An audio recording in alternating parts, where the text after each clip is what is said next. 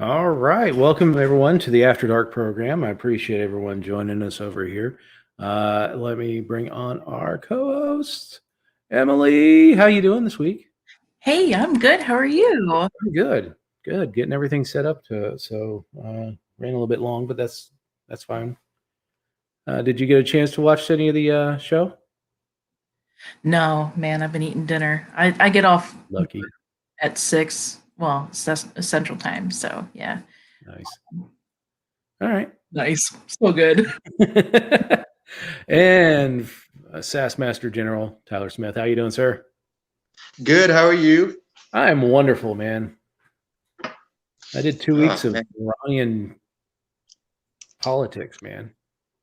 I feel you. I'm working on quitting tobacco right now, so nobody in Phoenix is safe. Oh, thoughts and prayers to Phoenix. Um, you know. So let's talk about let's see. GameStop. Wow. Oh, So, here's the thing I would like to get, people to understand is that without government intervention, a lot of people got together and did something that really set the world on fire. We all Yeah. need the government to intervene to make great change in this world. Now, I think the government will smack down a lot of these people? Sure. This may not have been I always caution people to use your power in the appropriate level. So, like you could even make this argument with the people that did the Capitol storming. A few people affected a great change to great power, and you know, be careful what you wasted on because they wasted it on Donald Trump. But you know, this is something that we should be taking like, okay, well, we aren't powerless. We can do things. We can affect change. How do we do this in a positive manner that affects great change that, tells our politicians to stop taking away our freedoms? right. This is the kind of the eat the rich, though. Like watching this happen, a bunch of people that live off Mountain Dew and Hot Pockets had to get the Mountain Dew jab in there, David. Sorry. Woo! Uh, a lot of people that live off frozen foods and soda and barely get off their computers literally like looked at Wall Street and said, Just at me next time, you bro. you had a good I know, 70, right? 80, 90 years Fuck and you said, too, bro. Feel personally hey, attacked by you this guys want to see title. my freezer? Like, it's full of frozen meals too, and not even good ones. It's like vegan crap. Like, Oh no. anyway, yeah, it's So like at least slightly better than us trash over here. I got a Totino's pocket it's pizza. the generic brand. It's not Amy's. So, Uh, but no, I thought it's really cool. This is the kind of eat the rich that I can get behind. It's like people like our everyday counterparts that or are ordinarily butts of jokes and everything like that actually came together and like completely flipped it on its head. I'm just waiting for the other shoe to drop and how many more laws and regulations regarding financial stock trading and everything like that are going to like start pumping out. I mean, what is it? Citadel that like our Treasury Secretary she used to be the sitting chairwoman for it. mhm. Like I'm waiting because I like Biden. They tried asking Biden about it. He's like, well, as you can see, like I've got the first female Secretary of Treasury. Like completely dodging the questions he was asked about it. Like Hey, gentlemen, $20 bill. Woo! yeah, like it's like okay, cool, fantastic. What are you going like? Do you have any thoughts? Do we expect to get screwed over? Like, can the plebeians no longer participate in the stock exchange? Like, what's going to happen? Like, Yeah. so I'm just waiting. Like, I'll be honest. I have no dog in the fight. I know nothing about the inner workings of the stock market or how to trade or anything like that. I invest mostly in precious metals and survival. But like other than that, like I watching this has actually kind of helped educate me a little bit on it now that I've started reading on it, and I kind of like what I'm seeing. Like if they want to keep coming together and doing this and turning it topsy turvy, by all means, hell yes, do it. Not like our dollar is worth anything anymore, so might as well make Dogecoin something. Like So I mean, like other knock-on things like Dogecoin or whatever how you say it. Like, It's my kind of currency. well, yeah, I mean, it's a joke, and it's getting ramped up. I mean, I do worry that and I'm not going to write a law to stop it, but I do worry that common people are going to get hurt. Uh, and I don't think the government really cares if they get hurt. Of course, I don't care. And I mean, everyday people are getting hurt already through inflation and just the general concept behind fiat currency. It, so, yeah, people, but I mean, so people might get hurt, of course, but change is painful. True. And they're taking on that risk by gambling in the stock market. So, yeah, right. That's the other I thing. have to say it's on them. Yeah, that's the other thing. These hedge fund managers and everything like that. It's like treat it like a casino. You're gonna get burned at least once. Like I don't know. And the house always wins. And the house is always gonna win. And people are probably gonna get hurt, but these are like any more hurt than that institution and entity already has hurt us. I don't know. I don't think so. Yeah. Right. Well, I mean, I think these individuals are going to get hurt, and that at some point you're going to say, well, I didn't get involved with this whole thing because my whole rule when it comes to stocks is if you've heard about it, it's already too late to get involved in it. Right. It's the price is already well above what it should be if you think it's going to be hot. And it's not like we're getting house intelligence briefings so we can sell off our shit before, say COVID hits. So I mean, we don't get any of those. But yeah, for me, I think these investors that have got involved with GameStop are going to get screwed, where the government says, "All right, we're going to settle at an artificial price, just to keep stability in the market." And that's how they're going to sell it, is that it's going to bring stability to the market. And the old people are going to be like, yeah, because I'm near my retirement age, or I'm already retired, and I'm depending on my stocks to provide me some level of comfort in my retired years. And these people are are people who probably got in when it was 150 or 200, maybe even 350. And, there's still people getting involved in this crap, and they set the price of, oh well, everyone gets $50 a share, and these people are going to take a bath on this stuff. I mean, at least look at it. But and these are people who generally don't even do writing off stuff on their taxes, or not even know how to do that stuff. So that they're going to get screwed because they're not even going to be able to take this stuff off on their taxes. Well, I mean, so I hate to say it like this because it's going to sound much more callous than I actually intend it to be. I almost welcome this because it's going to wake more people up to the real enemy, and the real enemy is the government and its machinations in what could be a free market, which obviously it isn't. So, I mean, we got screwed with the corporate bailouts. I don't see how this is going to be any markedly different, just because it's in a different format. But if it hits people closer in a more visible way, it's kind of a good thing because it'll wake people up to the actual harm that government is doing. Mm-hmm. Sure. I hope that is the lesson that's learned. We see Of course, the it probably media, will be spun.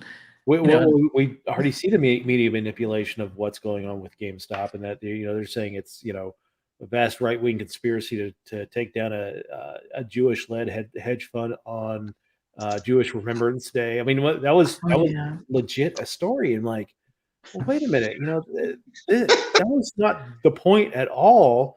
But that's what it's being sold as, to anger your mom and dad because they don't understand you know, they understand the appeal to motion, but they don't understand what a hedge fund does or what a hedge fund that those hedge funds have been doing to you know, companies, whether it's GameStop, Toys R Us, any other, you know, AMC, those type of industries, because you know they've been manipulating the stock market. That's all they do. Mhm. I have not seen the blue tinted version of QAnon story yet.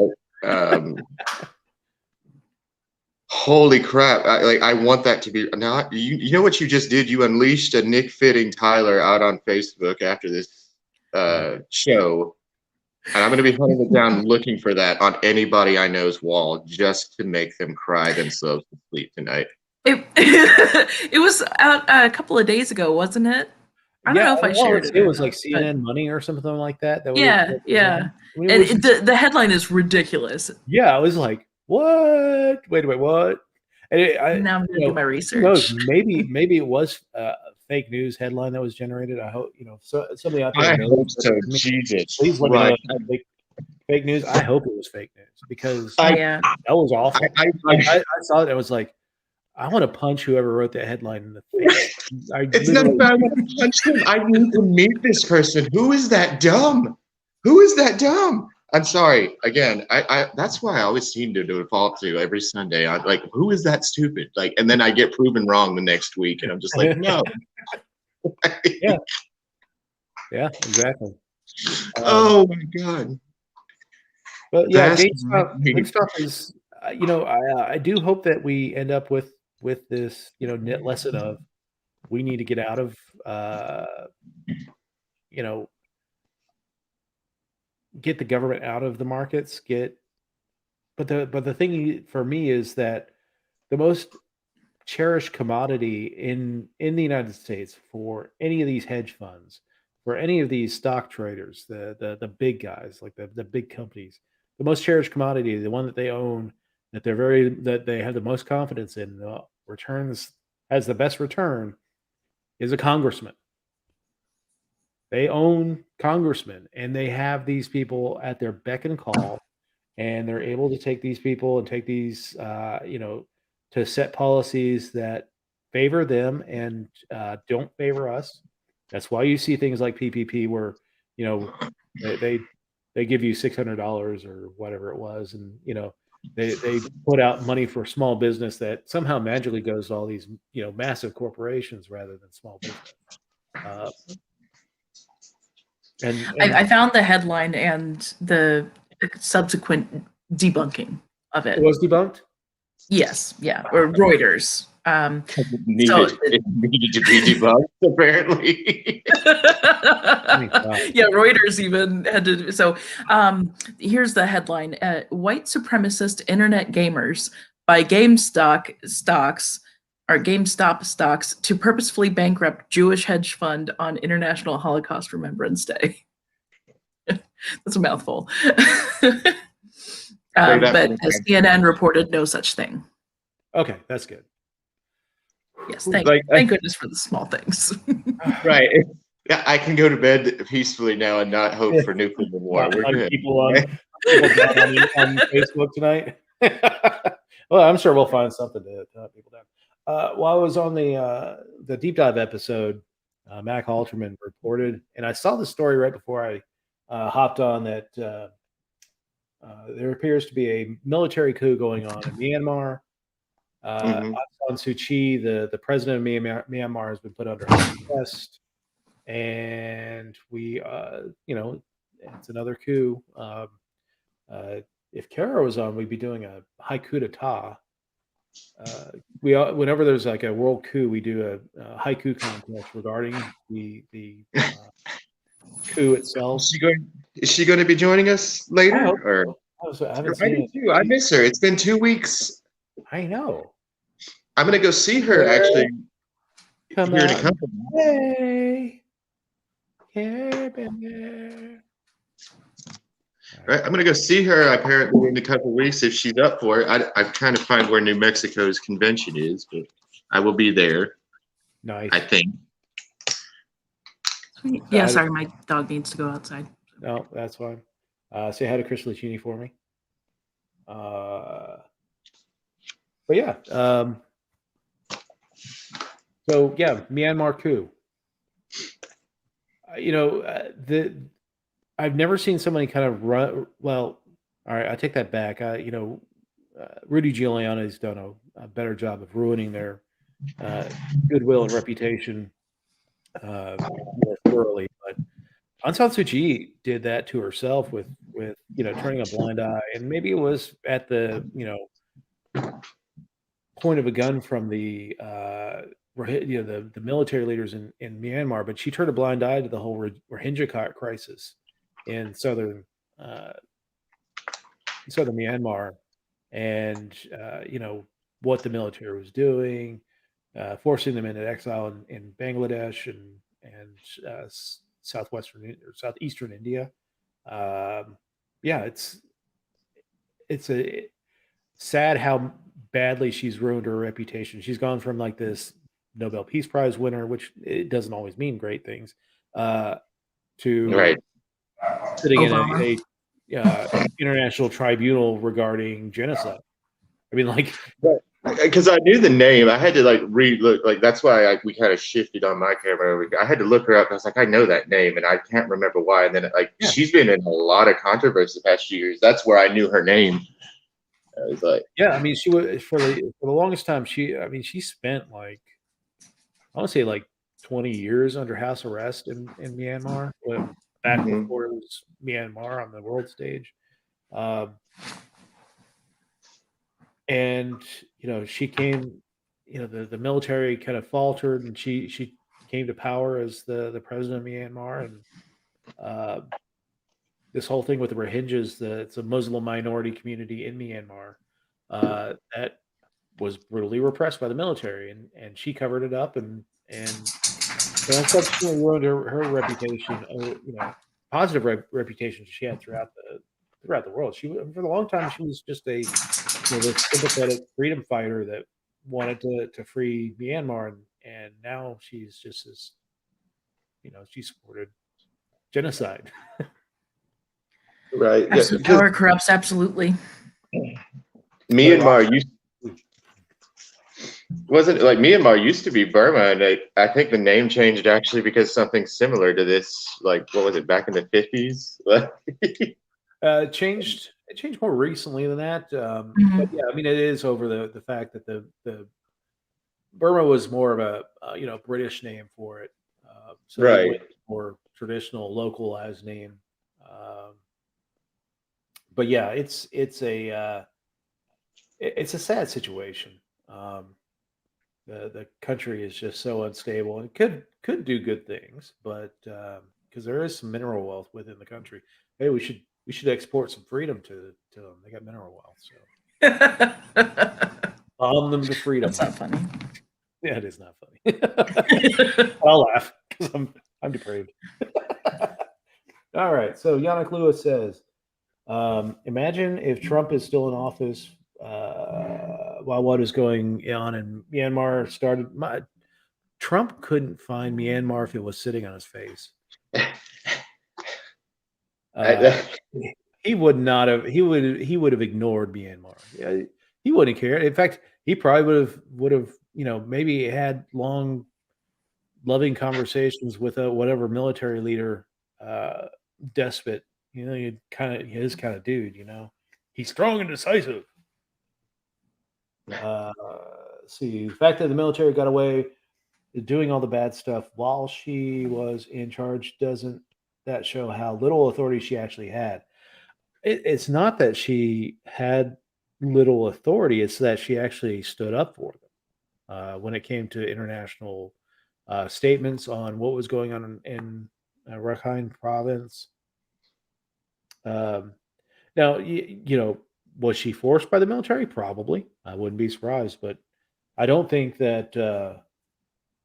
I still think that she could have been stronger in the face of what was going on there, rather than just parroting what the military was saying was going on there. And we don't know. I mean, maybe she does have animosity towards Rohingya.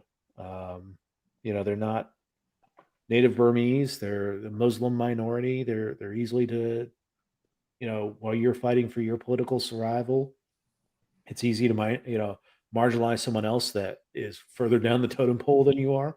That explains the entire acceptance of Jim Crow in the American South. We're able to pit the poor white people in the South and accept Jim Crow because they were actually getting advantage over the poor black people in the South. So I don't know. It's a sad thing with Myanmar, but let's see what else is going on. Yeah, this is something for you, Tyler. Alexei Navalny returns to Russia, gets arrested immediately. The last few days, we've seen large-scale protests in Moscow and throughout the country. And now his brother's been arrested. They arrested about 5,000 people today protesting in Russia over, the detention of Alexei Navalny.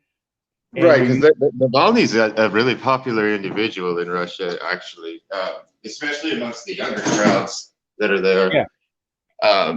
Because I as the years go on, I've started noticing that Russian and American youth tend to be a little bit more pushed back on the nonsense, the geopolitical rivalry that Russia and the United States has.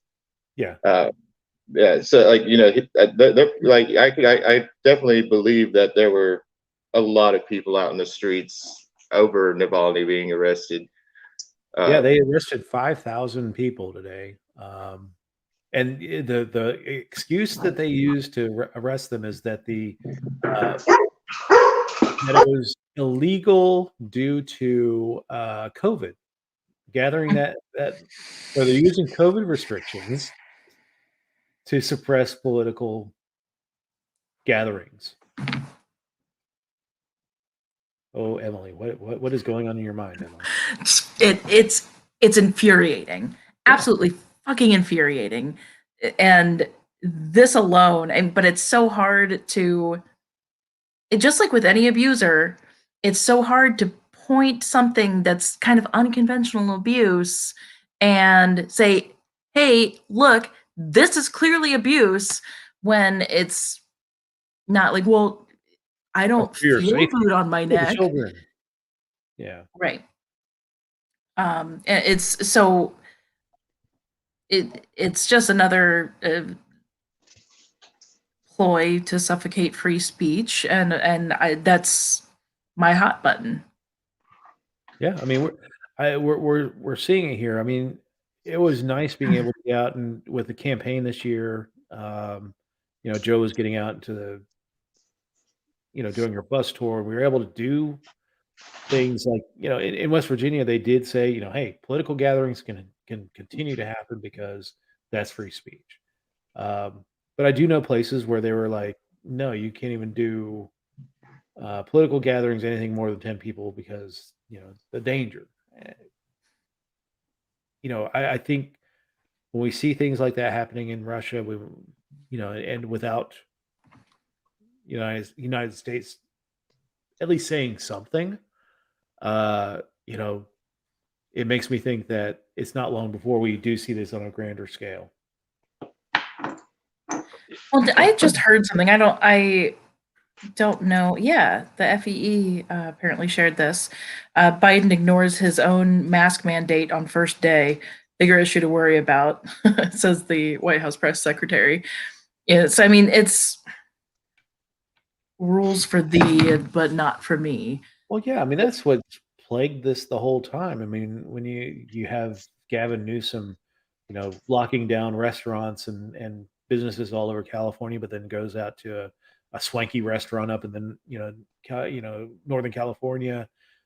You have the mayor of Austin putting in these rules and then immediately taking off for Cancun. It's like no wonder people are not trustful and are ignoring things and don't care what the politicians are saying because the politicians are more than adequately done, showing that they don't care about these things either. Um, respect to a politician that will say, you know what, don't do this, and they don't do it themselves. I may not agree with what they say, but you know, at least a little bit of consistency goes a long way with them.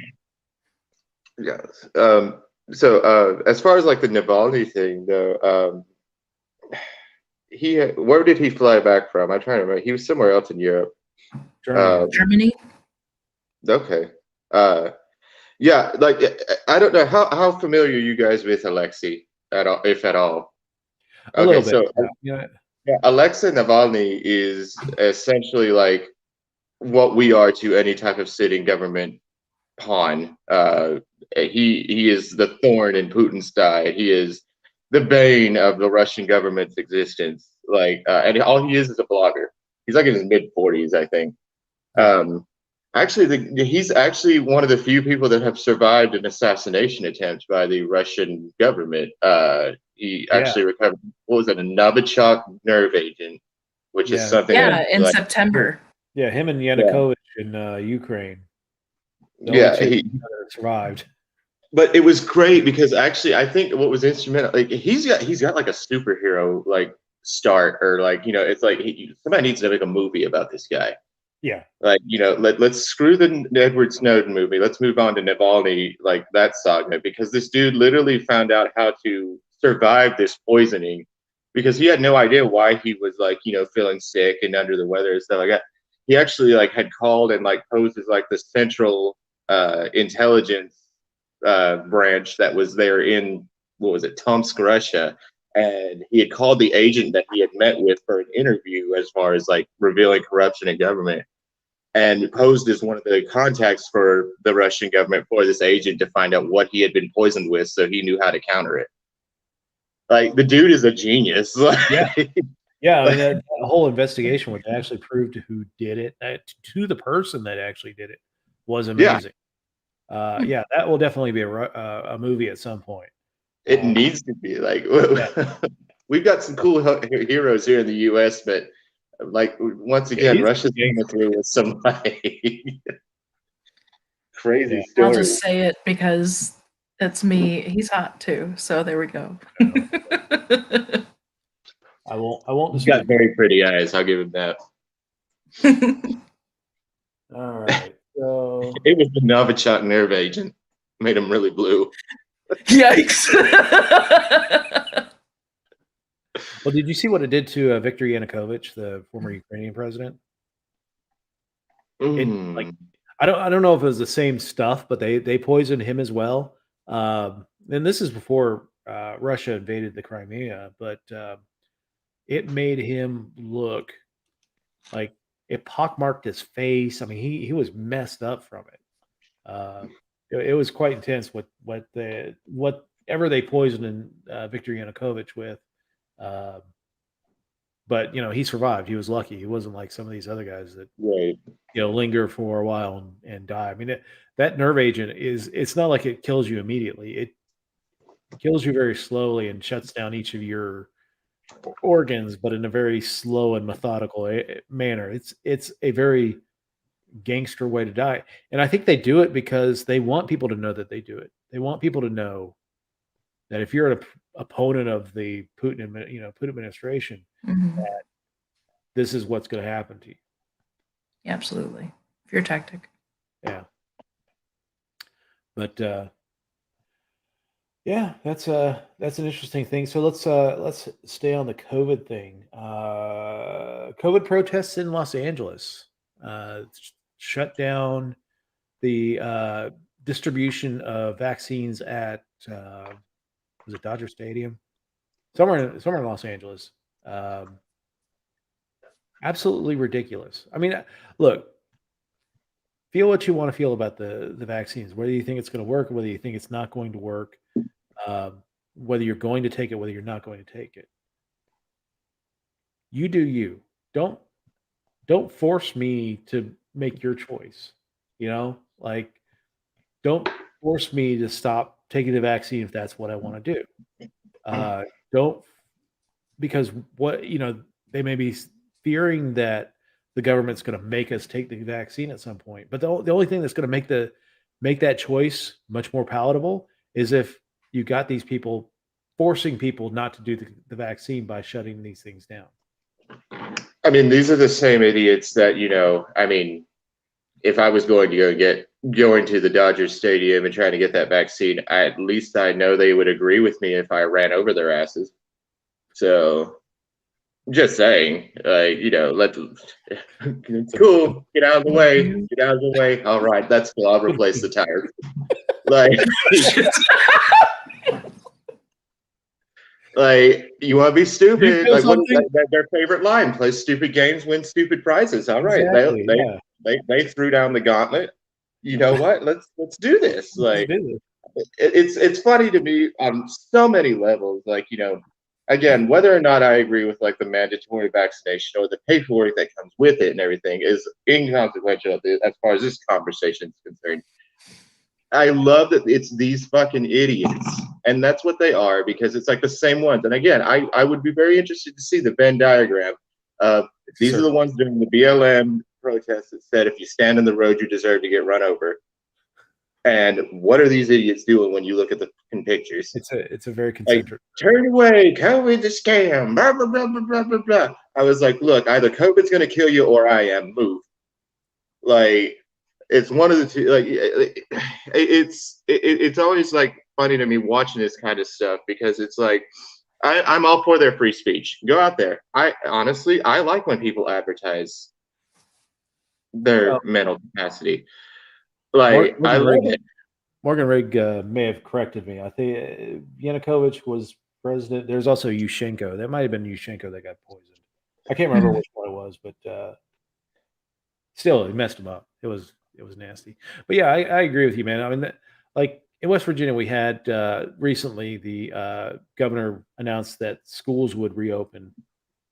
No, they're abandoning the color-coded map that was so manipulated throughout the fall. They were just like kids under the age of high school would just be sent back to school. I mean, they could, parents could choose click online learning, but they would reopen the schools. They still hadn't given any vaccine to the teachers at that point, but they're starting to roll it out. My wife just got her first vaccine last week. Nice. But there were people that were complaining about mandates from the governor, especially when it came to using the mask. They were like, you can't mandate that you use the mask.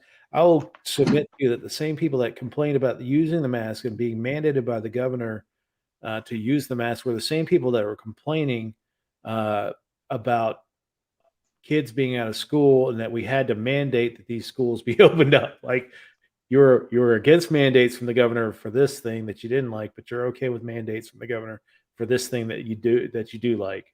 Just a little bit of damn consistency, please. Well, no, I mean, I'll let you go, Tyler. No, it's okay. I've been talking a lot. You go right ahead, ma'am. I don't necessarily have anything special to say other than, it's just,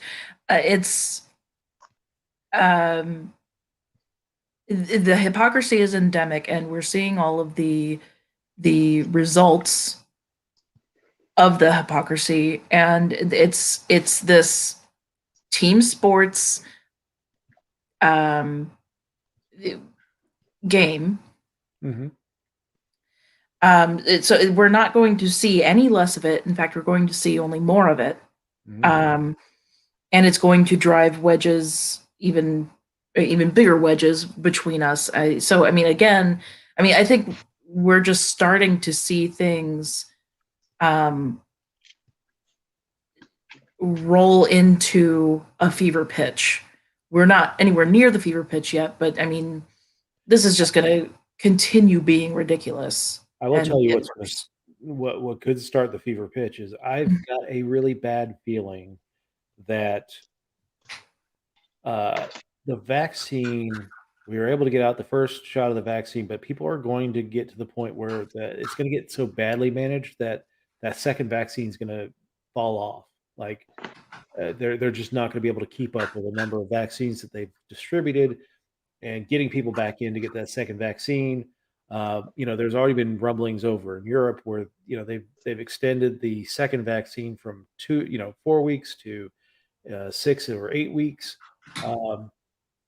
I think that whole thing is going to be mismanaged. I think that's going to cause a friction point, not only between people, wanting to get the vaccine and getting that second vaccine, but between governments. We're already seeing it with the European Union and mandating that they're trying to put export controls, keeping vaccines that are made in their countries from leaving their borders.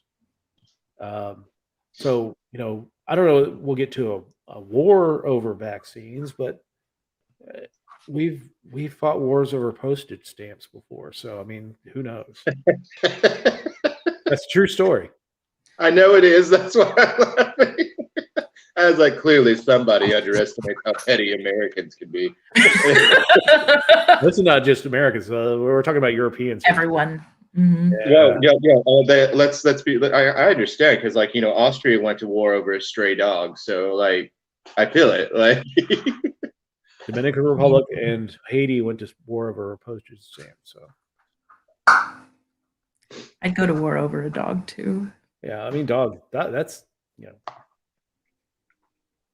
dog, cat. Pets. I will go to war over that. But it's humans. I don't know that I would go to war over humans at all. We're all just monkeys. I mean, I hate to say it like that. We really are just monkeys with the advantage of fire and learning from communication from our ancestors, and this is where we're at with this. People tell me that the whole Oliver Wendell Holmes Jr. Quote that taxation is the price that we pay for civilized society, and I'm like, have you looked around? Does this look civilized to you at all? I don't think that we're paying for much, or we should be getting our money back at this point. Yes. I love when people use that quote on me. I really do. Taxation is the price we pay for a civilized society, and then I just bombard them with things that'll keep them awake at night. Pictures from Google image search and live leak about what we're doing in the Middle East or at the border. And it's yeah, we're real fucking civilized. Thanks for paying taxes, you bitch. Yeah. Let's talk about you. If this is civilized, then I want out even more. I would rather be feral at this point. Seems like they're a little bit more moral. So I don't know. Interesting story, and I'm going to defer to your expertise on this, Emily. In Britain, they're using the National Opera, the coach of the National Opera, to help people who have long-term COVID that have breathing issues that have developed from COVID to learn to breathe again and mitigate some of those issues they've had. I think it's a fantastic idea. It absolutely is, and it can help anyone, full stop, with or without COVID, but especially if you have breathing problems.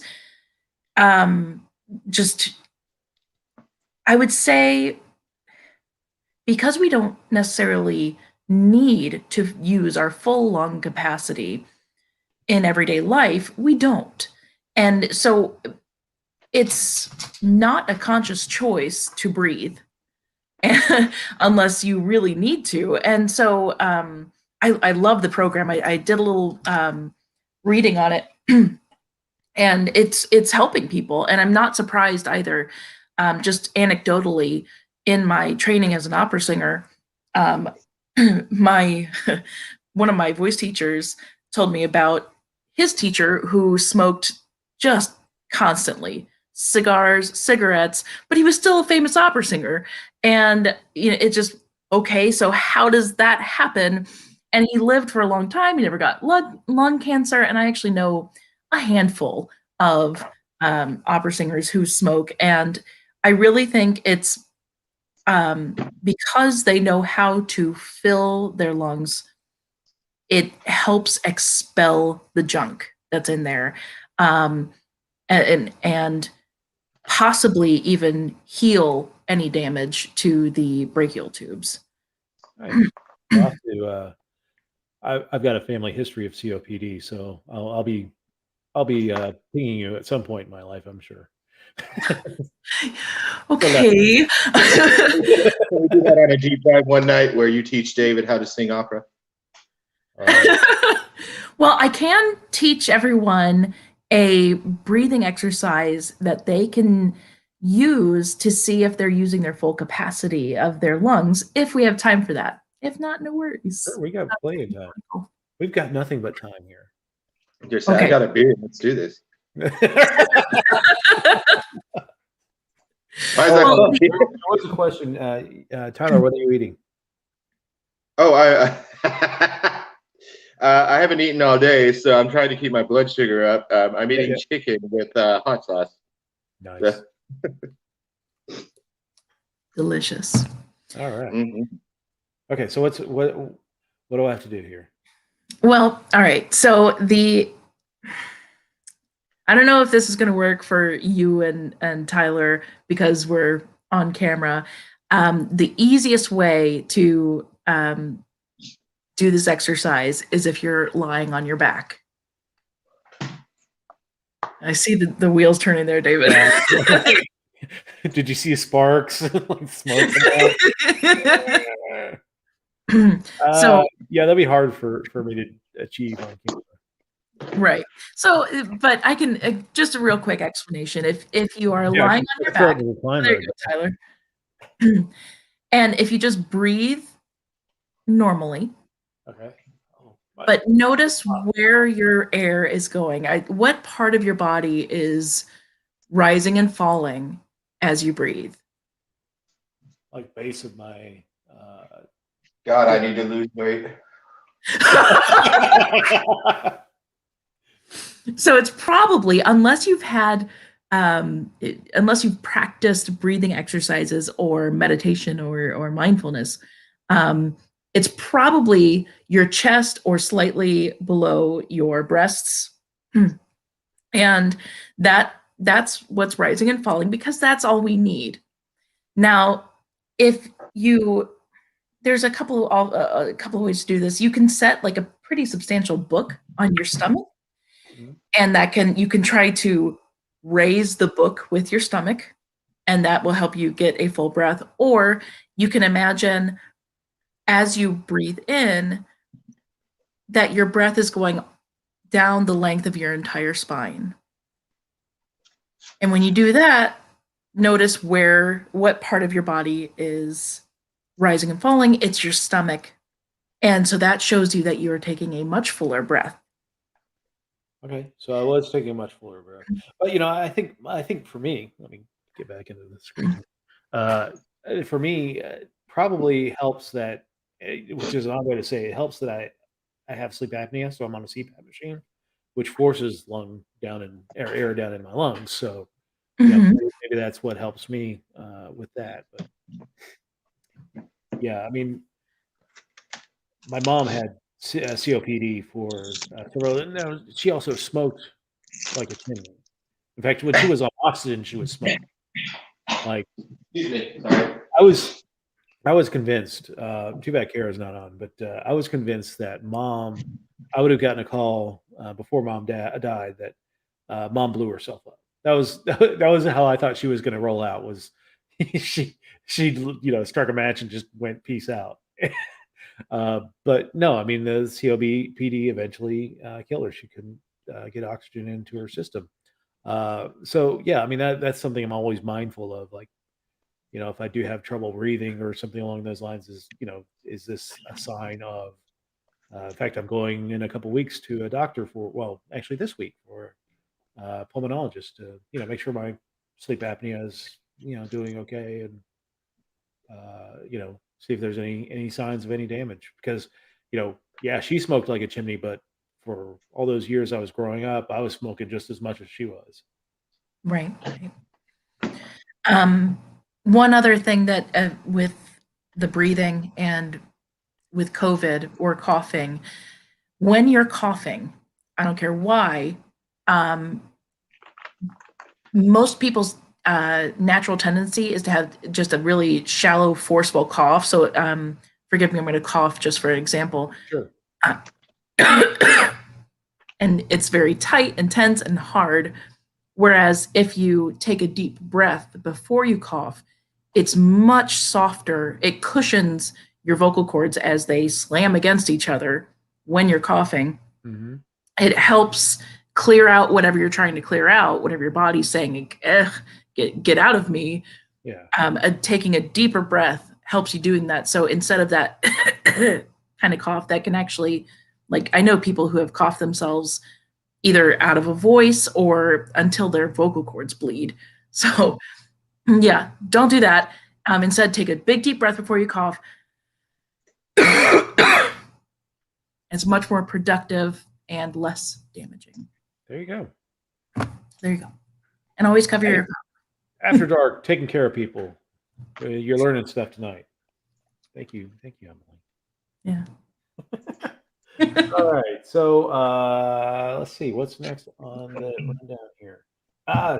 Trump legal team quits, like the entire thing. Then all five of them walk out, and then he brings in a couple more. For these people, actually anybody, whoever just has the dumb idea to ever work with Donald Trump, I sure hope you double your fee and you request 50% up front. Because when he deuces out on you and declares bankruptcy and has whatever he owes you wiped off the books, at least you got yours. You got your fee. Double your fee, charge 50% up front with Donald Trump. That's, if you're going to be dumb enough to work with him. I wouldn't want to be associated with the dude at all, but, at least be smart about it. But I'm sure these lawyers are taking it for the, I'm working and helping Donald Trump. But remember, Donald Trump will drag your ass. If you, let's say he loses this impeachment trial, all these lawyers that are involved, they're going to get drugged by Trump supporters. And, they're not going to get any profit off the fact that they are associating with Donald Trump. It's, they're going to be kind of persona non grata in that movement. I like Yannick's comment. Did Rudy get paid yet? In 12-year-olds. Oh, shit. I asked him about it in Kazakh. It was very nice. Oh my God. I'm going to hell. Maybe we'll be made. I think that was the rumor, like heading towards the end of the presidency, is that the presidency, the White House was not taking his calls, and so I'm sure his calls were, "Hey, I've got a bill. Can you pay it?" No. You're gonna send that bill to Trump, and he's gonna bankruptcy that bad boy on out the door. 5D chess, man. Trust the plan. Eric Stratton from Animal House. You fucked up. You trusted us. It's 8D ethereal backgammon. Yeah. 11D. What does that meme they keep tagging Spike in right now? The Jewish space laser.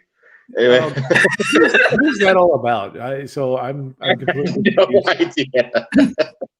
I woke up and it was all over my wall, and I love it. Like, I don't know. It's is this a Chrissy Wickers invention? It is. I'm almost positive it's a Chrissy Wickers birthing of nonsense, and I love it. I love her. Like, yes. Everyone loves her. Like, I always that's the first thing I look for on Facebook. Like, I go to her profile to see what's going to be flooding my timeline, because she's already been shared at least 3,000 times by 4 a.m. So, like, yes, yeah. Oh, she's the one. If everybody's ever been scarred by my refaces of myself as like a Bollywood star, or Marilyn Monroe, or the Spice Girls, that's what got me into this, was Chrissy. That's I was like, I gotta find this, and I found it. There was a recent one that she did of Spike, though. The black man dancer with the blue shorts. That was terrifying. I just, it was a train wreck. I couldn't stop watching. Yeah. Yeah, I sort of like, yeah, that's it. That's No. it. I showed Jax that, and he goes, "Oh my God, I hate it. Make it stop." Yeah. There were some other ones this week that were equally disturbing. The one where the person is cutting their top. Did you see that one? And, I'm sorry to the people that are watching this and they're like, "What are they talking What the fuck are they talking about?" Our vice presidential candidate is the most memeable. Okay, that's what we're talking about, everybody. Yes, he's we love Spike Cohen, and if you're ever anywhere near libertarian aligned, follow Chrissy Wickers, KRYSSI, Wickers, ICHERS. Yes. She is fantastic. She's hilarious. I love her. And a powerhouse activist. Hell yeah. Yeah.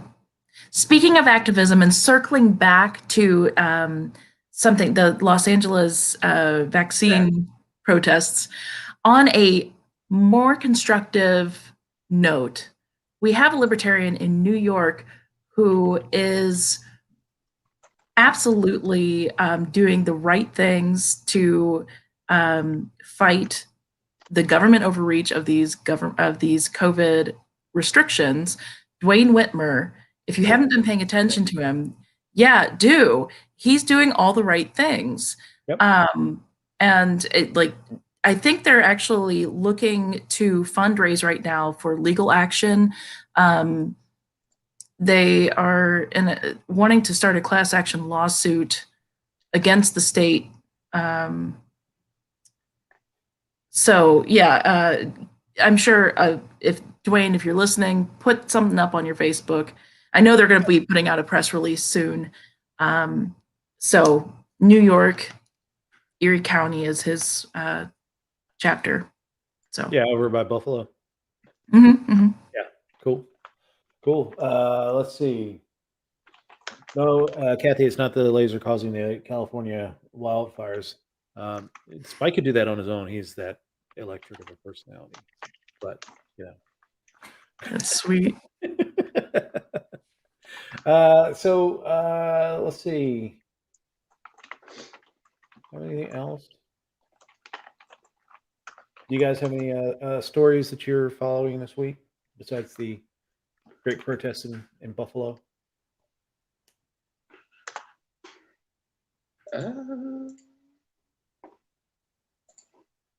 You guys are two major sports ball fans, aren't you? Oh, such sports, much excite. I love when they use the football bat. Yeah. All right, predictions for the Super Bowl then. Not my Steelers. I'm sorry. Are the Packers playing? No. I don't know who's playing. All right, just say a random team, damn it. I just did. It's really not the Patriots. It's not the Patriots. I just wanted to piss someone off by saying it because I know someone out here. If you don't like the Patriots, then you're not rooting for Tampa Bay. Tampa Bay is one of the participants. They're playing. Who are they playing? Okay, Kansas City. Damn, I totally forgot. I was like, it's been so. I really haven't watched the playoffs this year because I don't know. NFL football has gotten boring to me. Are they wearing masks? They don't. Inquiring minds need to know. No. Oh, fucking danger. Sorry, that was sarcasm. Technically, they're wearing masks. It's a face mask. But it's a cage. Completely breathable. I think there are a couple players that do have like a plastic insert. Mm-hmm. But no, they are clashing in the middle of the field, rubbing against each other, gyrating, that kind of fun stuff. Sounds sexy. Maybe I should watch it more. Yeah, you should. Oh no, I'll be honest with you, Emily. That's one of the perks of watching it. Like I actually do follow professional football and college football a little bit, but I would be lying if there wasn't some sort of guilty, perverted pleasure. Just saying, like, they work out, they try to look good and stay in shape. I'm just appreciating their hard work. So Exactly. That's like me Hard watching being the key volleyball. word. That's like me watching women's volleyball. I appreciate the hard work. Their sport. Appreciate the art.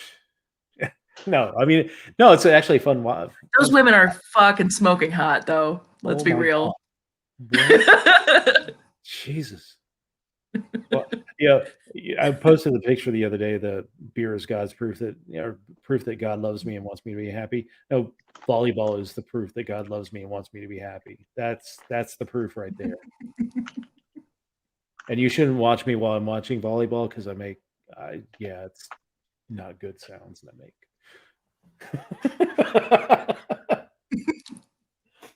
But anyway, so the Chiefs playing the Buccaneers.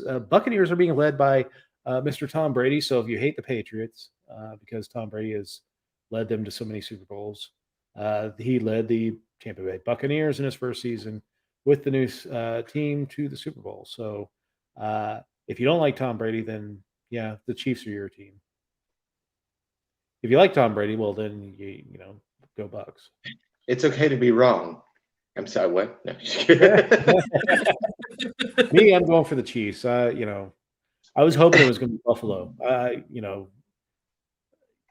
Any fan base that celebrates things by breaking tables, like jumping and breaking tables like wrestling, you got to have respect for them. And a fan base that stuck with the franchise that, one's lost 4 Super Bowls before and went through like 20 years of losing. So they stuck with them the whole time. And so I gave them respect. I was hoping they'd be in the Super Bowl. Lost to the Chiefs. But that's my hope, is that we get Chiefs repeated Super Bowl champions and vanquish Tom Brady to retirement.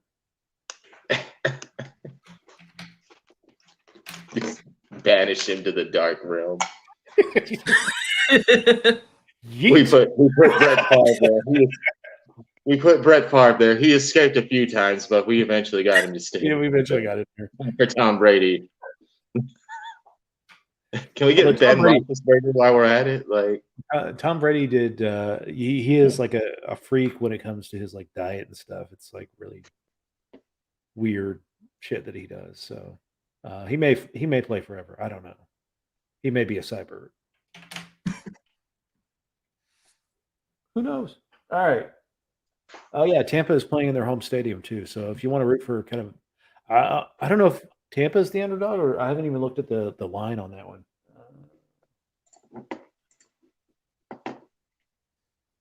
Oh, Royal Rumble's on if you're a wrestling fan. So don't stop watching us, I guess. Oh man, I just felt Chase Oliver like twitch when you said that. Like, I'm still reading a lot on this Navalny stuff. I'm sorry. Like, if I've been really quiet tonight, I've been kind of following that fairly closely. I do still have family that lives over in like Rostov-on-Don and stuff that are in Moscow for work a lot. And I still like, I like Navalny. I've known about him for a little while, but I'm reading about it, and it's just this guy's a badass. He is a badass. Like, I'm waiting for like we find out tomorrow he escaped from prison with a paperclip. Like. Yeah, I mean, even if he had not been poisoned, the whole thing about him is he's a badass. The fact that he's done that, I think, transcends much more of the the normal badassery that he does. Well, yeah, I mean, like, it's badass in and of itself, living in Moscow and pretty much calling Putin a corrupt pig. Like, first of all, I already respect you. I think you're kind of stupid, but I respect the fact. Yeah, that's like, not a good long-term health plan. You guys know, like, we know Putin poisons people, and there's a reason we don't do anything about it, right? Like we know he does it. We want him to stop, but we don't know how, because we might end up dead next if we try. Yeah, so, or next thing you know, like, everybody. Yeah. All first world leaders die of a nerve agent poisoning or something like that, and Putin's just sitting there with a grin in Moscow. fuck with me. Like, yeah, he can get to any, like, but it's crazy because this guy literally like holds up his middle finger and like, on almost a daily basis is like revealing everything about the United Party and everything, which is Putin's party for anybody who didn't know that. United or else. Putin. Yeah, that's the first line of their bylaws, like United Party or else. Well, I mean, it really is. I mean, it's like what Trump tried to do to the Republican Party. He abrogates the complete platform, and it's basically whatever Trump wants. That's what Trump did take some cues from his buddy. I mean, he would have had to. Difference is, I don't think Trump has a steady supply of Novichok. No, he doesn't. Or a steady base of people that actually fear him. Or steady. He probably has a steady dose of cocaine, but Scotland is considering a financial probe on Trump, which makes sense. He has several large golf courses there. That'd be interesting. Oh wow! Force him to sell all that shit. You broke out there. What did you say? I'm sorry. Oh, Scotland is forced. Well, they're considering a probe of Donald Trump, and so they'll probably force him to sell his golf courses there. I think that's the thing, is they just want him off the rock there. Get him the hell out of there. Good job, Scotland. Yeah, I mean, Scotland was the first one to really go after Trump. Like, we were like, this is during the 2016 election, and he comes over the day after Brexit, and he talks about how Brexit is a great thing that pretends good things for him, which technically it did. He did get elected, but Scotland's use of curse words towards Donald Trump was legendary. The Cheeto fingers and shit gibbon. How were some of the other ones that they used? It would have been a lot more effective if anyone could understand them. Oh, it was beautiful. These were all tweets like in response to his. Oh yes, I remember that story. Yeah. No, I was just teasing them about their accents. I've always had a tongue for their ear for their tongues. So tongue for their ears. Freudian slip there. Either way, it works. Trump tweets. Anecdote while you're looking that up. I went to Glasgow in 2009, and I was searching for a replacement plug adapter. Oh, okay. Someone pointed me to Gift World, whatever store that was. Went in there, the poor woman said, "Welcome to Gift World," in a thick Glaswegian accent.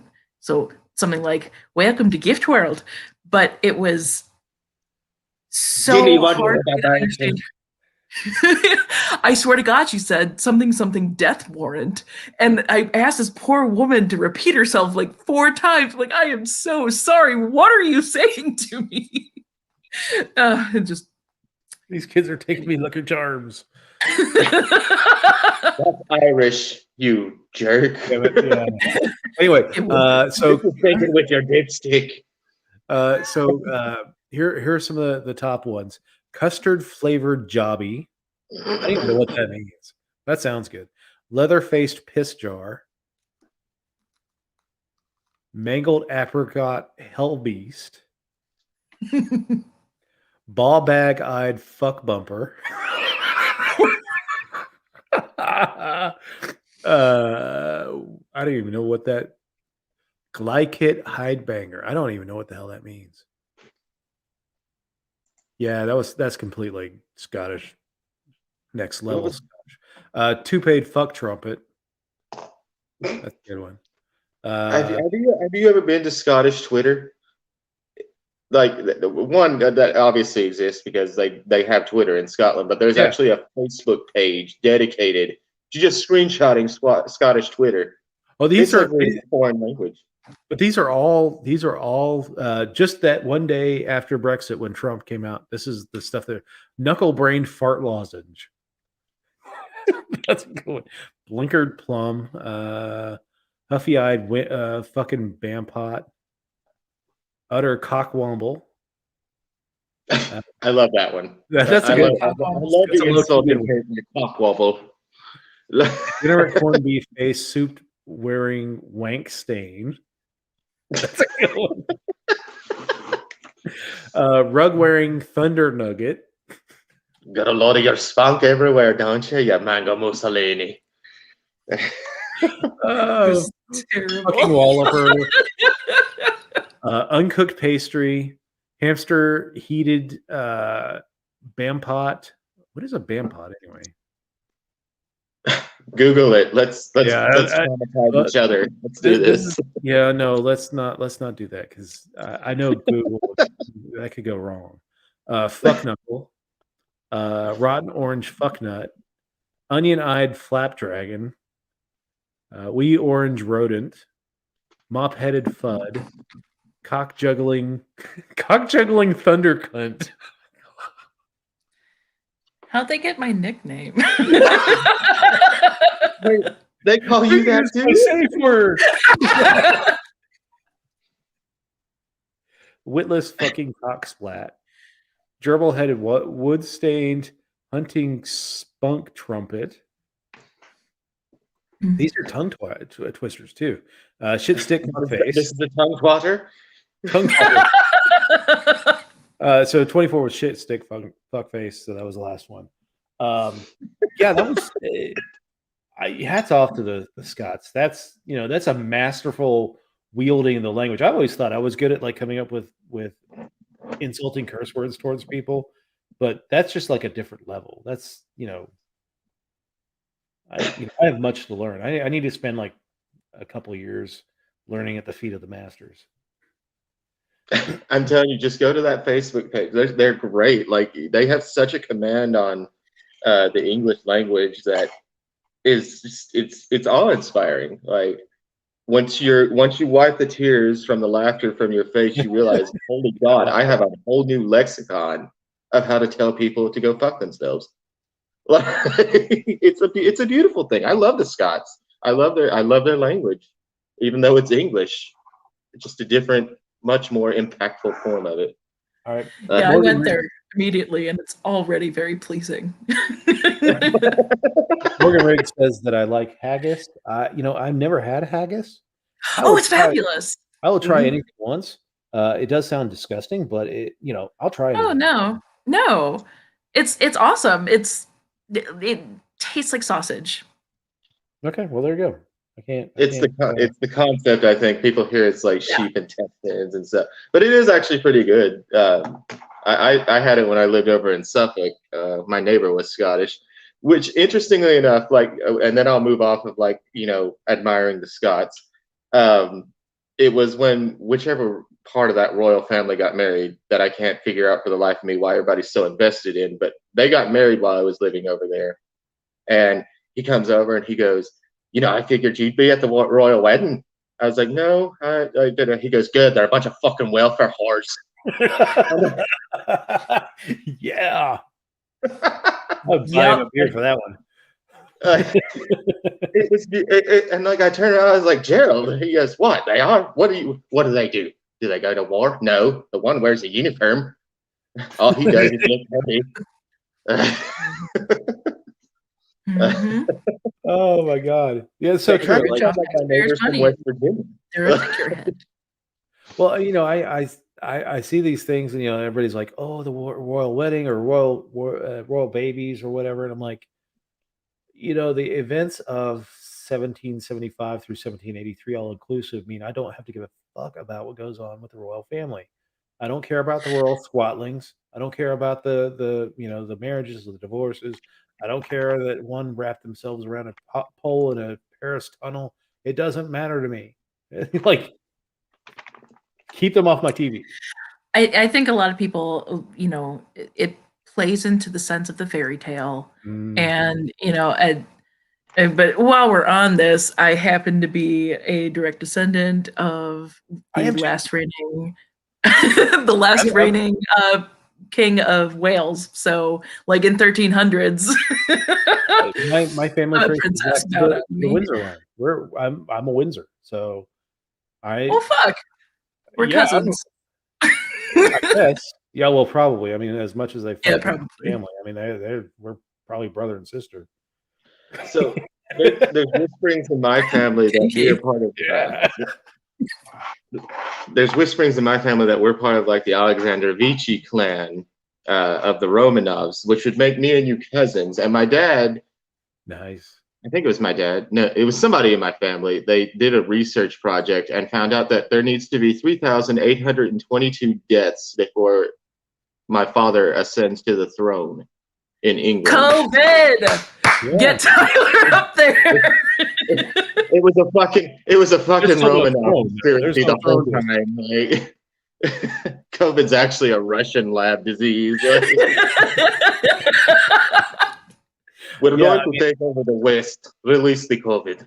Like, if I manage to survive a nuclear war, I might be somewhere in like the high teens as far as heirs to the British monarchy, but that's okay. So you're one of the 3,020. We'll just put you in a jail cell. We'll go. Yeah, that's fine. You know, as long as you three hots and a cot, man, I'm good. Fantastic. All right. Yeah, because I can't imagine like that. That's just too much. We don't need to kill all those people. We have prison cells for a reason. That's right. We'll even install a stove so you guys can bake your own bread. Dismiss me with the hard labor. I don't want to do Just give him his Mountain Dew, man. Yeah. I won't do shit, man. You give me a lifetime supply of Mountain Dew. Actually, Sundrop is my favorite.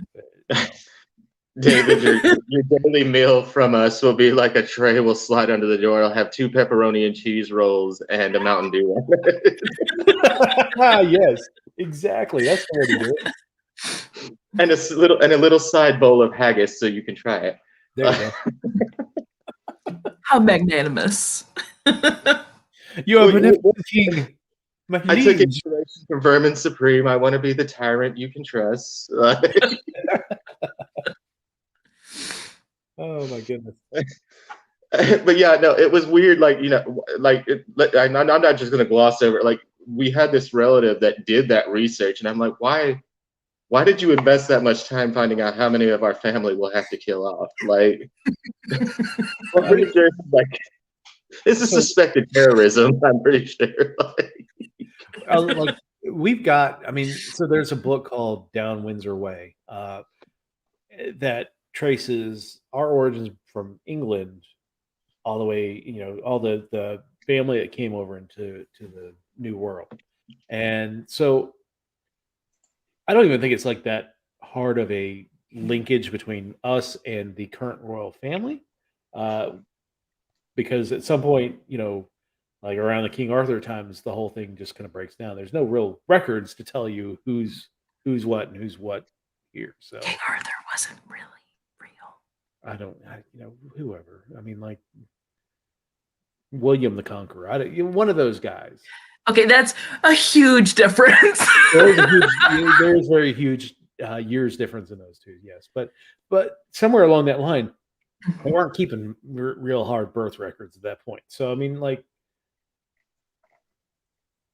are we related? Yeah, I don't know. I did the ancestry DNA. I don't have Queen Elizabeth sitting on my family chart. So I've been reading a lot where they're thinking that the royal family is not going to be around much longer. Like, apparently there's like this whole huge controversy that's been hitting since COVID has been a thing. I'm trying to remember I think it was The Independent, which is that British magazine that also has like the online presence. I love The Independent personally. I think it's one of the few news outlets I can actually read.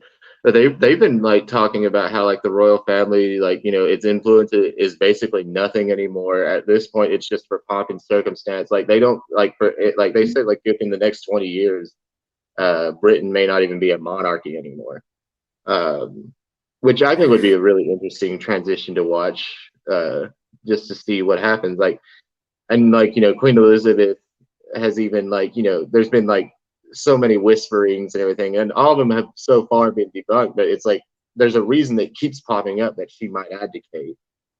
Yeah. Like, there's people online. I don't know who, I don't know if Charles would step up.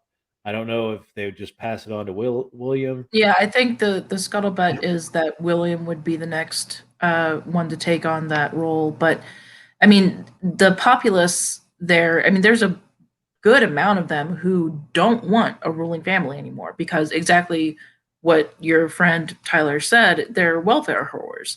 Yeah. And they don't really serve any purpose other than to take the taxpayers' money. Yeah, the admiration for the royal family died in a tunnel in France. Yeah. Like that was not it. entirely, of course. I mean, but yes, that was a huge part of it. And I say the next major global financial crisis is going to be the end of that for them. Yeah, I mean, because countries can't, and there's the counterpoint to that always is, well, they bring in tourism revenue. I don't think it's a fraction of what they extract from the British economy as a whole, because maintaining all those castles and properties all over the country, and the stipend that each of them get, I don't think makes up for what England would get in. I would go to England if those castles were sitting empty, were museums, were that they have a queen sitting there. It makes it's no bigger draw for me to go to England than uh, if they were just empty and museums for people to walk through. In fact, I'd rather go then, because you can actually go into Buckingham Palace. Right. You go into some of these other castles. And the history is magnificent, and the museums are just exquisite. I highly recommend it. But Yeah. I agree with you. Yeah, I read something, and now to be fair, Kate, her family is rich, so but I read this many years ago, shortly after the wedding, that she spends like $10,000 a week just for cosmetics, like for hair, clothes, makeup, etc. Like they went through her whole beauty regimen. Bitch needs to go to J.C. Penney and sit at the makeup counter there and get her stuff on. Girl, go to a Sephora. Like, right. They got one in London. No, I always thought it, like, because we went to Buckingham Palace. I've got it's in like one of my photo albums and stuff. I've taken pictures out there at Buckingham Palace and everything. I always find it really funny. Like, you go there and like there's Hyde Park, and you see the beautiful little river or creek that runs through it and everything. And then you like turn around and go up the street, and then there's a Mexican restaurant and the South Korean embassy right across the road. It's great. I love it. It's like a little bastion of multiculturalism. You go to like Westminster Abbey, and you go down a little bit down the road. There's a Nando's chicken. Like, oh god, I love Nando's. It's great. Like, that's what I love about DC. I mean, that's what I love about DC, even though it's a den of snakes. That every block there's something, either the historical, which I just completely get off on. I love seeing historical things every day. Or there's multiculturalism. There's an embassy, or there's different foods. Like in DC, I had an ethnic Uyghur restaurant at the bottom of my building when I lived in Arlington. Like, how random is that for any kind of food choice in the world to be at the bottom of Uyghur food? It was good. I really enjoyed it. But I think that's something that when you get out into the I hate using the term flyover country, that you lose is that that multicultural aspect of DC. And I think if people get exposed to things like that, they're not so quick to, let's bomb Iran, that type of stuff. Yes, ignorance breeds hate. So expanding knowledge, it follows, will destroy hate. Exactly. Anyway, any other topics for the evening, you guys? What about? I was actually thinking earlier, but I didn't want to just shift the gears too hard. There was this. What is that? There's a Texas sheriff that just recently got arrested. Jason Collier. Yeah. So, the story is expanding far more than originally. What I saw originally was that he's a sheriff in some town in West Texas. He was married, had a few kids. He had two fiancées on the side. In fact, the weekend this all blows up, he takes one fiance and goes to Taos, New Mexico. Tells the other fiance that I guess probably his wife, that he's on a work trip to Oregon. So he'd be out of pocket. And came back. My understanding is that fiance one and fiance two found out about each other. And it kind of exploded from there. Now it sounds like this guy has women all over the place. Like, I just Googled it because I don't know. I don't know anything about him. But the opening paragraph to this,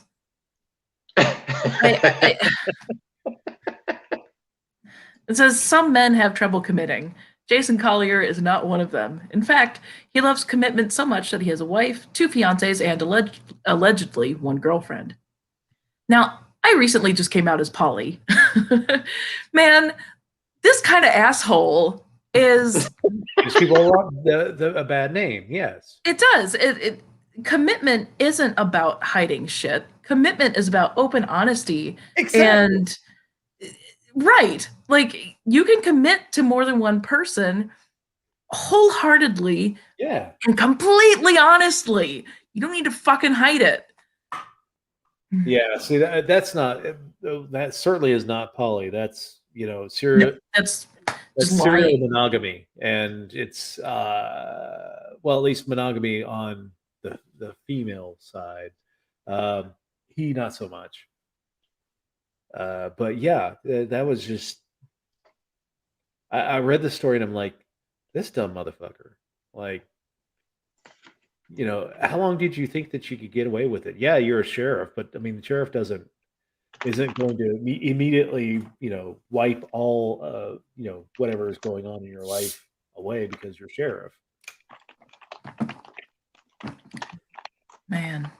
Yeah, that was quite shocking when I saw it. I was like, I didn't see the thing about that. Well, I saw another story that came on, and it seemed to start spinning out of control. Where there was like, he's got a wife, two fiancés, and like 30 girlfriends, and I was like, no, that seems a little like I think they're embellishing. Who has that kind of time?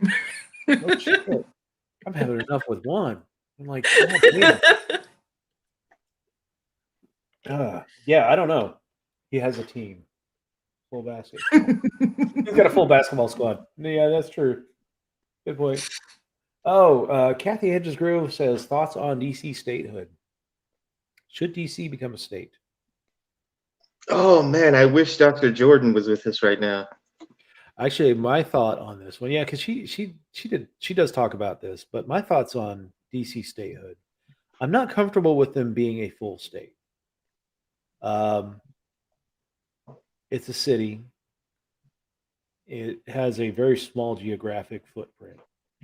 I think it should be absorbed into a state. Either that or with all the other territories like American Samoa, Puerto Rico, U.S. Virgin Islands, all those territories, we convert their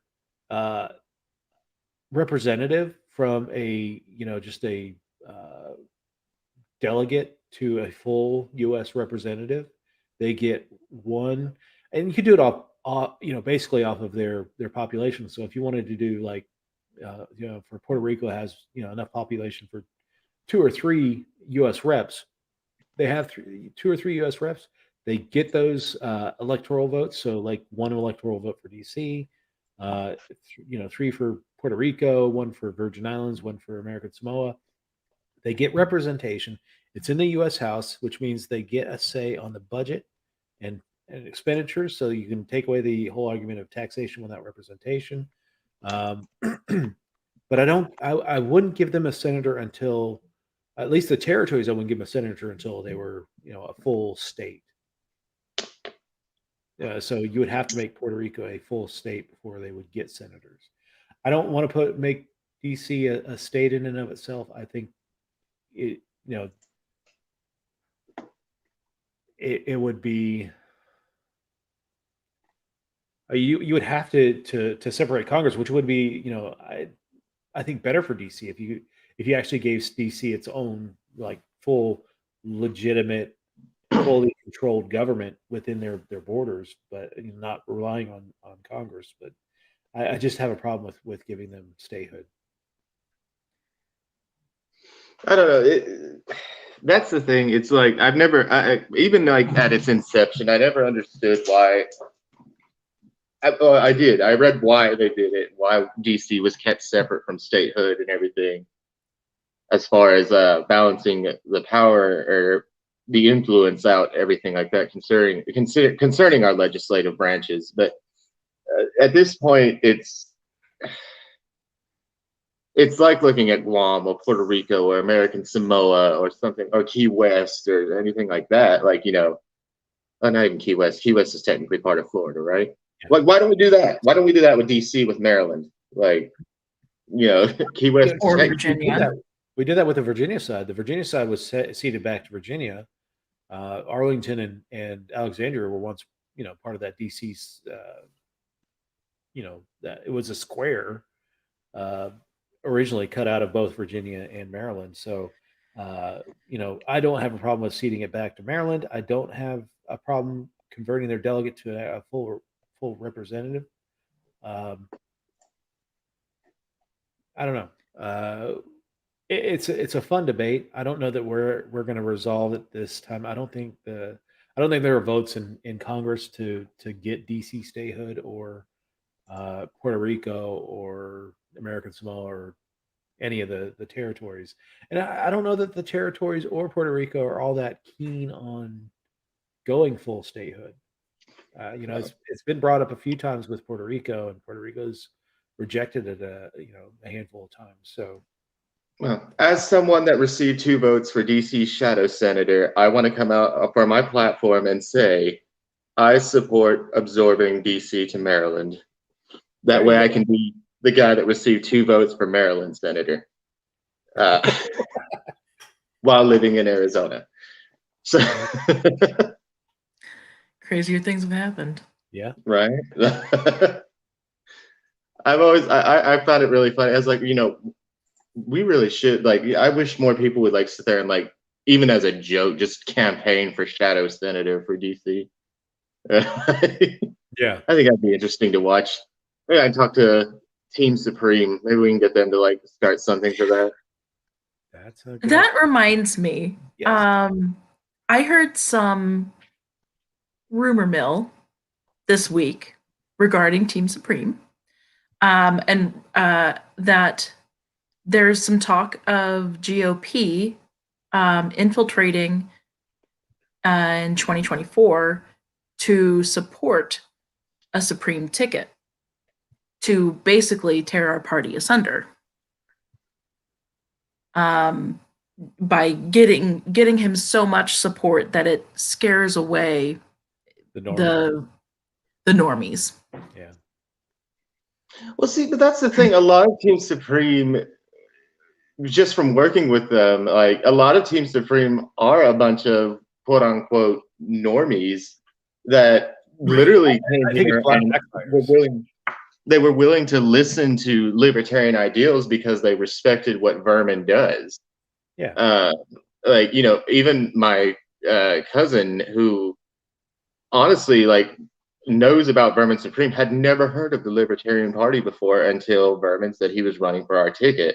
Like, we see a lot of these naysayers in our own inside baseball and everything like that. They're like, Vermin's going to scare people. And I disagree. He is drawing in a lot of people. I would wager thousands of people just by being Vermin, but at the same time still maintaining the libertarian / anarchist style principles that he stands for. and he makes it palatable through humor and brings these people on board that have stuck around. Like a lot of people were like, "All these people are going to turn tail and run," and they no. I argued for him. I was like, "No, I think they're here because they actually understood our philosophy. They understand what we want. We understand each other, and we understand the government is what's making us hate each other at the end of the day. And these people have stuck around and they fought for it. So if the GOP is really going to come in and send little agents of chaos, which is great because Berman loves agents of chaos. Like, if they're going to send people to try and get him, the support and the nomination and everything, I guess, it's going to backfire and it's going to fly in their face, because it is bringing in not only new people and normies, but it's bringing in a very crucial demographic. And that demographic is people under the age of 25, the future voter. Yep. Well, the problem with that is that they aren't currently actually voting. And I'm playing devil's advocate. You know that I respect Vermin greatly. I've spoken with him. I think he's just a good artist. I like his messaging. I'm just playing devil's advocate here because the person I heard this from is a pretty strong activist and is saying if Supreme gets the nomination, I'm out because it makes me look like a laughingstock. So, I mean, how do we? Look at who these. If we can rally behind nominated the last few years, like I get that people are uncomfortable with Vermin because wears a boot on his head. But a dude that's in the back of a bus talking about grabbing pussy, and a dude that does some weird shit around children. This is what we're up against, and people are saying, "Well, this is disqualifying because he wears a boot on his head." But I get what Emily's saying because there are people, and I'm pretty sure we both have very specific, or we all three have very specific names in mind. Yeah. I know there's a point where even in West Virginia's party there was somebody that was very vocal about it. Everything like that. We've got too. No, well, he did leave. Yeah. Well, he went full Trumper. But if we can rally behind people like Wayne Allen Root, and nothing wrong with this particular individual because she seems nice enough, but we can rally behind somebody as, let's face it, dull as Jorgensen, then we can. I feel like that we can make that jump and understand the guy does things. He is a satirist. He's quite possibly, he represents quite possibly and arguably the most influential thing in politics, which is satire. My God, we still laud Jonathan Swift in our literature classes in college and high school. And that guy wrote an essay that we still have as mandatory reading in our education system, talking about eating children to solve a famine. It's not that hard of it, but it's I get what Emily's saying though, because we do know people that are like that. It's trying to bridge that gap at this point because people want to act like we have a huge stake in this political landscape, and we don't yet. No, and I will maintain that. Kara's coming on. It's the Care Bear. There we go. We have a fourth outlook that is not libertarian. But I think I will maintain that had Vermin Supreme been our nominee, we would have gotten more than what Joe Jorgensen got. I believe that. I honestly do. Yeah. I lost a guy that was involved in the Libertarian Party in both Virginia and West Virginia over this and the fact that he really drifted into the Trump sphere. But a longtime libertarian. When I told him that you were coming to the West Virginia convention, that just to speak on Vermin's behalf, he went ape shit over. And I was like, whoa. Well, first off, I'm not, favoring one candidate over another one. If somebody wants to come talk to the convention, I'm going to let them talk to the convention. I don't care what it could have been. Derek Michael Reed. I don't give a shit. You come to the convention, and that's fine as long as he's not spouting some racist bullshit. Right. Well, to my knowledge, Vermin's team was the only one, was the only candidate speaking at your convention, at least at that point. Well, no, John Mons was going to come. Okay. Yeah. Let's see. John Mons was up there with me on who I was preferring anyway. Yeah. But if it hadn't been for Vermin, we would not have had Spike, and that's the best thing for in my opinion on as the party has gone is Spike Cohen being our vice presidential candidate and being as dynamic as he was and his ability to communicate as he does. I mean that was the thing. Vermin drew them in. Spike convinced them to stay. And it wasn't just like, it was like a lot of people. John Mons was bringing on his own people that weren't libertarian and everything like that. Kim, when she was in, she brought in people like very personal to me, and albeit anecdotal, people that had never once looked at the Libertarian Party with any type of favorability, but they listened to her speak at like the South Carolina debate or read her post. She brought people on. I think people are really just scared of these, for lack of better words, audacious and radical candidates, because it's like it's going to disrupt their. Oh God, I'm even about to use like a Mises line. They're scared of having their big fishedness in this little pond being usurped. And I think that's honestly what it is. We need the radical and the audacious ones. They're the ones that pound the pavements. They're the ones that travel to these conventions. They're the ones that are trying to unite this party. And this is not to shit on any other, because I've actually started working really well with the pragmatics in our groups. And albeit, again, this is anecdotal, but it's like what I mentioned earlier. They're all under the age of 25. They're actually willing to have a dialogue and understand and everything like that. We have a very complex system. The Libertarian Party, if you imagine it as a human body, we're a very complex system, and we can't cut out one part without completely disrupting it and shutting it down. We need the radicals. We need the pragmatics. We need all these people. And if our candidate happens to wear a boot on his head and wants to bring in, these people that otherwise wouldn't vote or otherwise sit there and don't engage in politics or the political landscape whatsoever, why are you trying to shut that down? Yeah. We want liberty in our lifetime. We can't do it without uniting. We can't do it without bringing in all facets and areas of people. We can't do it. And I believe honestly, the big hangups with wearing multiple ties and a boot on your head and wanting mandatory toothbrushing is not going to kill the Libertarian Party. What's going to kill the Libertarian Party is these people who wanted to continue staying as this philosophical debate club. Yeah. And this term libertarian doesn't even come from what most American libertarians call it. And that's that's one thing. I wish we were more well versed on our history. Sure.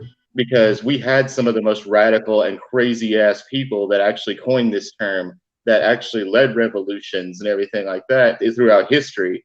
We need to start accepting and embracing that. And then we can bring in the pragmatic side based on how American politics works. That's just my little spiel on it. Sorry, I had a whole conversation about this last night with a normie. So, and they honestly said, yeah, a normie, yeah. The normies. Let me just make a case for the normies here, because the last 4 years, and this is why I think someone like, I don't know that there's ever going to be a place where Vermin Supreme is regarded as a serious candidate because of the boot on his head. The last 4 years of having someone who was outside of the box and abnormal has brought us to a really bad point. And where we are now, I think a lot of people are very relieved and find normal refreshing.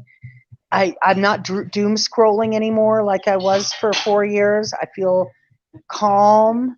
It is kind of like having a leader that is just kind of the human form of Xanax right now. And I'm okay with that. I'm pleased that I can sleep at night and not wake up at 3 a.m. and go, shit, what has he said now? What has he tweeted now? You know, that's refreshing to me. It's comforting. Having, I'm not opposed to having, outside of the, you know, the old white man candidate being part of our broader politics. I mean, I certainly find other voices and diversity really refreshing. The boot's a little bit much. It's just a bit. It's a bit much. I understand that, but it's like, it's kind of like what I was going, like, I lived in a college town over in South Carolina. I lived in Clemson, the party school. I'm the ASU of the East, if you will. I lived over there, and like, you know, I still remember this clear as day. I was sitting in one of the bars there, right across the street from the campus there at Clemson, and I was playing pool with a bunch of these frat boys and everything, and we were sitting there talking and everything, and they happened to notice my little lanyard, because this is when Kim was still running, or was still in the running. And they were like, "Oh, what's that? You know, who, like, you know, are they running for like office or something?" I was like, "Yeah." We got to talk about her and like some of the libertarian stuff. And the moment I mentioned Vermin Supreme, this one dude's face lit up. Like, you know, he goes, "Wait, I know that guy. He wears wears a rain boot, doesn't he?" And everything like that. I understand, like, you know, there's going to be, you know, that thankfulness, because we've been conditioned for the past 4 years to doom scroll and see what screwed up policies coming out next and everything. Not to, like, you know, negate the normie experience, but, you know, libertarians have been doing that for the past, I don't know, 50 years. We're doom scrolling every day. we doom scroll every day. Like, you know, it's like, oh God, what's going to happen next? Like, you know, how can we, you know, but, you know, like, as soon as I mentioned Berman's name and stuff like that, it was like this 19-year-old kid knew exactly who. He's like, you know, I have heard about him. Actually, I lived up in New Hampshire and I actually voted for him. And like, I was just like, oh yeah, he's actually running a legitimate campaign. I mean, he's still sticking to the satire, which I fucking loved that. Like, he's still sticking to the satire, but, you know, he is actually somebody who identifies more on an anarchist side of things. He has more of the compassionate roots that you don't see with a lot of people who describe themselves as such. And this kid was very into it. He was very, like, you know, and I've still got his number. Me and him still text sometimes, because, you know, he's like, "What's going on in South Carolina? When's its convention? When are we doing this? Like, does Pickens County have a meeting this month or something like that?" He actually wants to be involved, and actually, you know, everything like that, because, you know, there were outlooks such as mine, who was very heavily involved with the candidate I originally represented with Emily here, who was her campaign manager, that it made our job so much more easy as the transition when Kim dropped, because there were other people who could do what Kim did and make the message of libertarianism one that isn't about brutalism. If it's not me, it doesn't bother me. And actually show that compassion does not equal socialism. Like, you know, you can be compassionate, you can care about the strifes and the pain of the Black community, the gay community, everything like that, and still understand that a government mandate or a government regulation doesn't need to become a norm. It doesn't need to be any of this. I get, like, you know, it is weird, because it's like we see a guy, you know, that could potentially become the next president, and he's wearing a rain boot and 6 ties with glitter in his pockets. Yeah, it's fucking weird. But you know what? That's still, like, if you really, like, broke it down and you look at it, I'd much rather have that, and he's making people in Germany laugh, or people in Russia, like, look at us like we're crazy, than for those same people to appallingly look at us and think, oh my God, they just bombed a hospital with children in it, or oh my God, you know, now we have to invade that same country and back the provisional government there and put a bounty on our troops' heads. So, you know, it's like, that's the way I view it anyway. Like, I would rather be mocked and make people laugh and, you know, be looked at as if we're a little bit out there, than look at, like, where a world policeman are at worst, the most horrible interpretation, an organized global mafia. And that's kind of what we're getting with the normal. This is what we got with Trump. This is what we got with Obama. This is what we got with Bush. We have yet to see what Biden's going to do, because, like, I didn't vote for him. I'm not a fan of him, but he was Obama's vice president. Day one, we invaded Syria with a convoy. Like, I'm interested. Let's see what's going to go happen. But this is why, like, I get the criticism, and I get why people are off put by Vermin. But at the end of the day, I'd much rather have that what the fuck rather than what the fuck, if you get what I mean. Like, well, I think what is important to note is Biden normal? And if he is, holy fuck, what have we brought ourselves to? Do you want anything on it? He has perpetuated war. He has aided the imprisonment of children. That's not fucking normal. And if that's normal, I want nothing to do with it. There are lots of issues with Biden, whether it's his legislative record or what he did as vice president, and what he's done early on with we talked about this last week. The use of governing by executive order, completely bypassing Congress. And I get that Congress has been fairly damn useless over the last however many years. Well, But not only have they been useless, they've negotiated in bad faith. They have not been. I mean, but he didn't give him a chance to negotiate. Okay, so what he's been doing with executive orders, though, is basically just where Trump has written an executive order, he's undone his executive orders. So. I'm gonna back her up. I'm gonna back her up on that, because a lot of people are like, oh, he did 33 executive orders, even in our camp and stuff like that. I was like, really, all the executive orders were kind of like undoing a lot of Trump's. Like, let's be real here. Like, I get it. Executive orders do tend to be a horrible thing, but I don't know. Like, it's not as big of a boogeyman when it's just kind of undoing your predecessor's bullshit. It is, but that means it's only lasting as long as the next guy that comes into office. I mean, exactly. Let's say Trump, by some hook or by crook, gets reelected in 2024. You said hooker. Ha ha ha. Probably by hooker. I mean, that's probably what's going to happen. But sex work is work. But he comes into office, and all he has to do is, with the stroke of a pen, just re-up his stuff. This kind of governing is not sustainable, and it's not sustainable for a place that wants to consider itself a democracy or a republic. That we're just legislating at the stroke of a pen. I mean, that's a dictatorship, and it's benevolent when it's stuff that we like, but it's also not lasting. And it's not the way that we need to do legislation. And I get that Congress has been, a bad actor over the last few years, but man, he just got the House and the Senate. Didn't even give him a chance to actually, let's do this the proper way. Let's write legislation that we can put into the books to, no longer cage kids, no longer, ban people from traveling to the United States because they happen to be born in some country or practice some faith.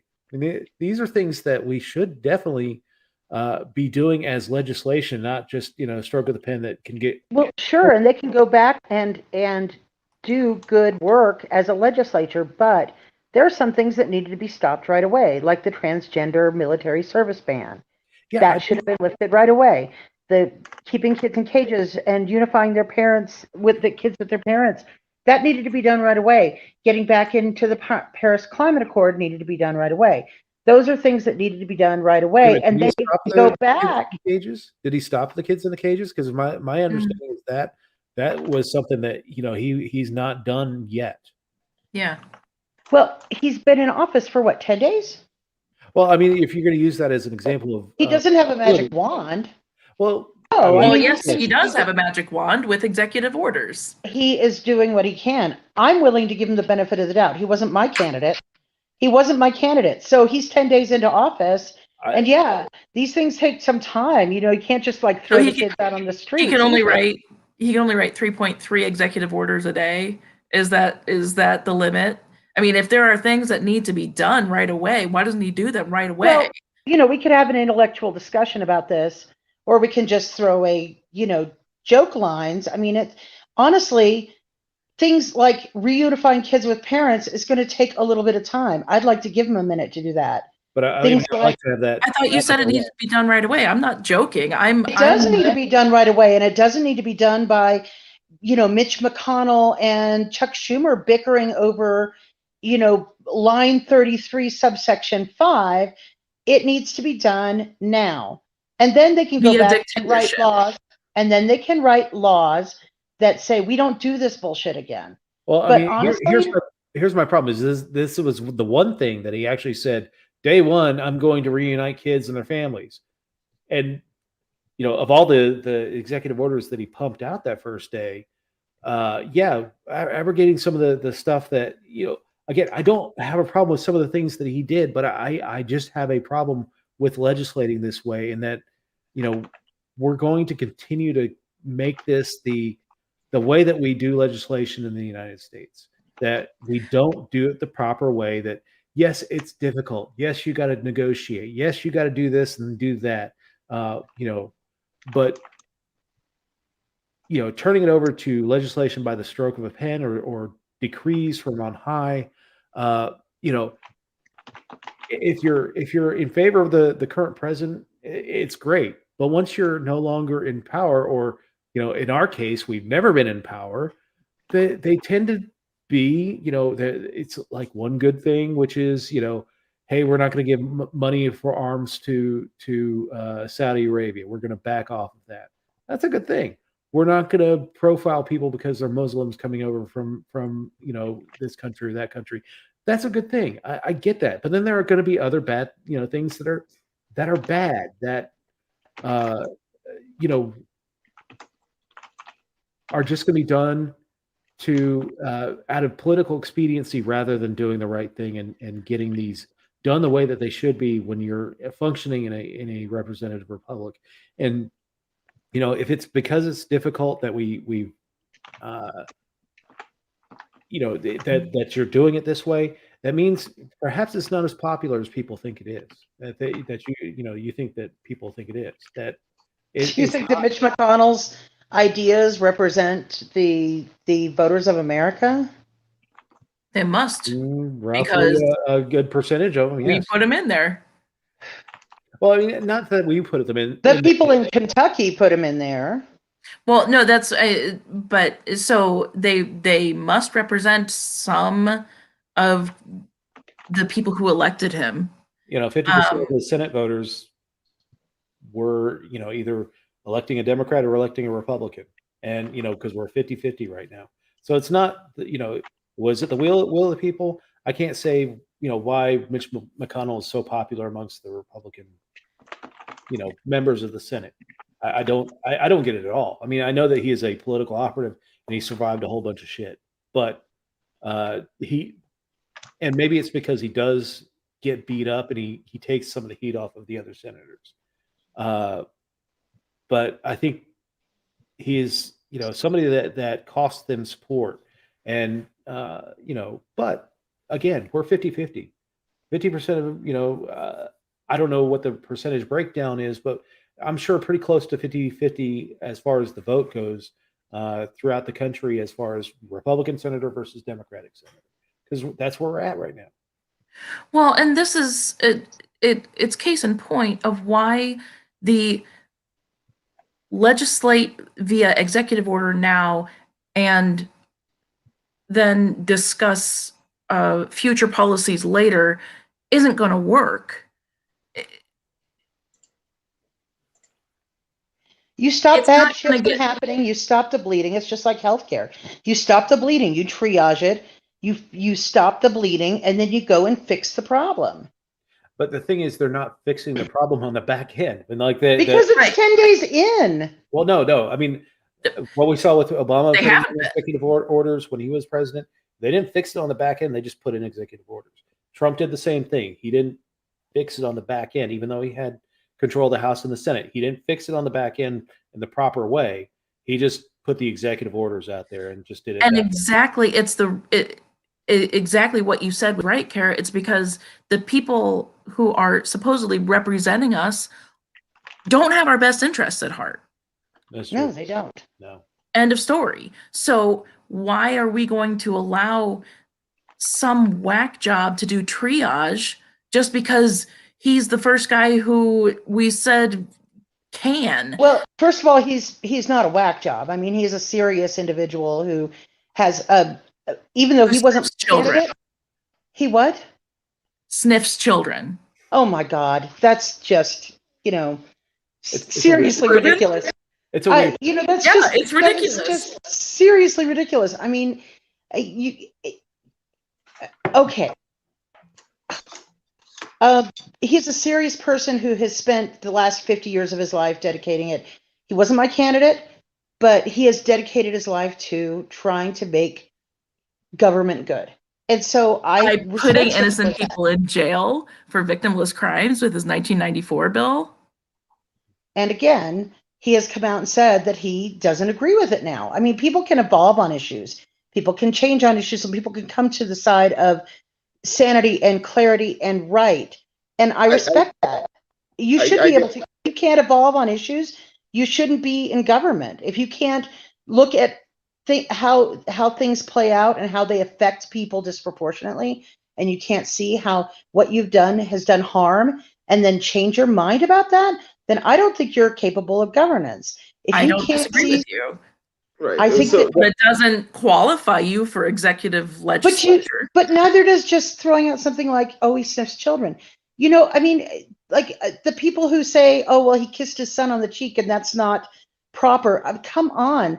Or, there was that picture of him with he's leaning down over a young girl and he's got his face on the top of her head. He is at his son's fucking funeral and he's consoling his granddaughter. To me, that's proper, that's loving, that's good, and that's evidence of someone that I want to support. Now, he wasn't my candidate, but I'm willing to give him the benefit of the doubt. I'm willing to give him more than 10 days. I'm willing to have the understanding that, okay, so yeah, on day one, he's going to reunite children. He signed the executive order on day one, and he's not just going to turn the kids out on the street. He's not just going to throw them out of the cages. He's going to help put the processes together to reunite them with their parents. A lot of these kids, they don't even know where their parents are. Are we going to just give them to someone like Betsy DeVos, who was selling them in her orphanages? No. I guess I love both of you. I love that this went passionate, and I'm sitting here like I love both of you very much. Like I get what you're too. I get what you're saying, Kara. I agree with what Emily's saying too. Like the thing is with Joe Biden and everything. Like I do believe maybe you can evolve. Like I would like to believe Tulsi Gabbard has also evolved on her homophobic stances and things like that. Like I don't know that she has. And I would like to think that that is the case and everything. There's evolving, and then there is actually doing something to rectify it.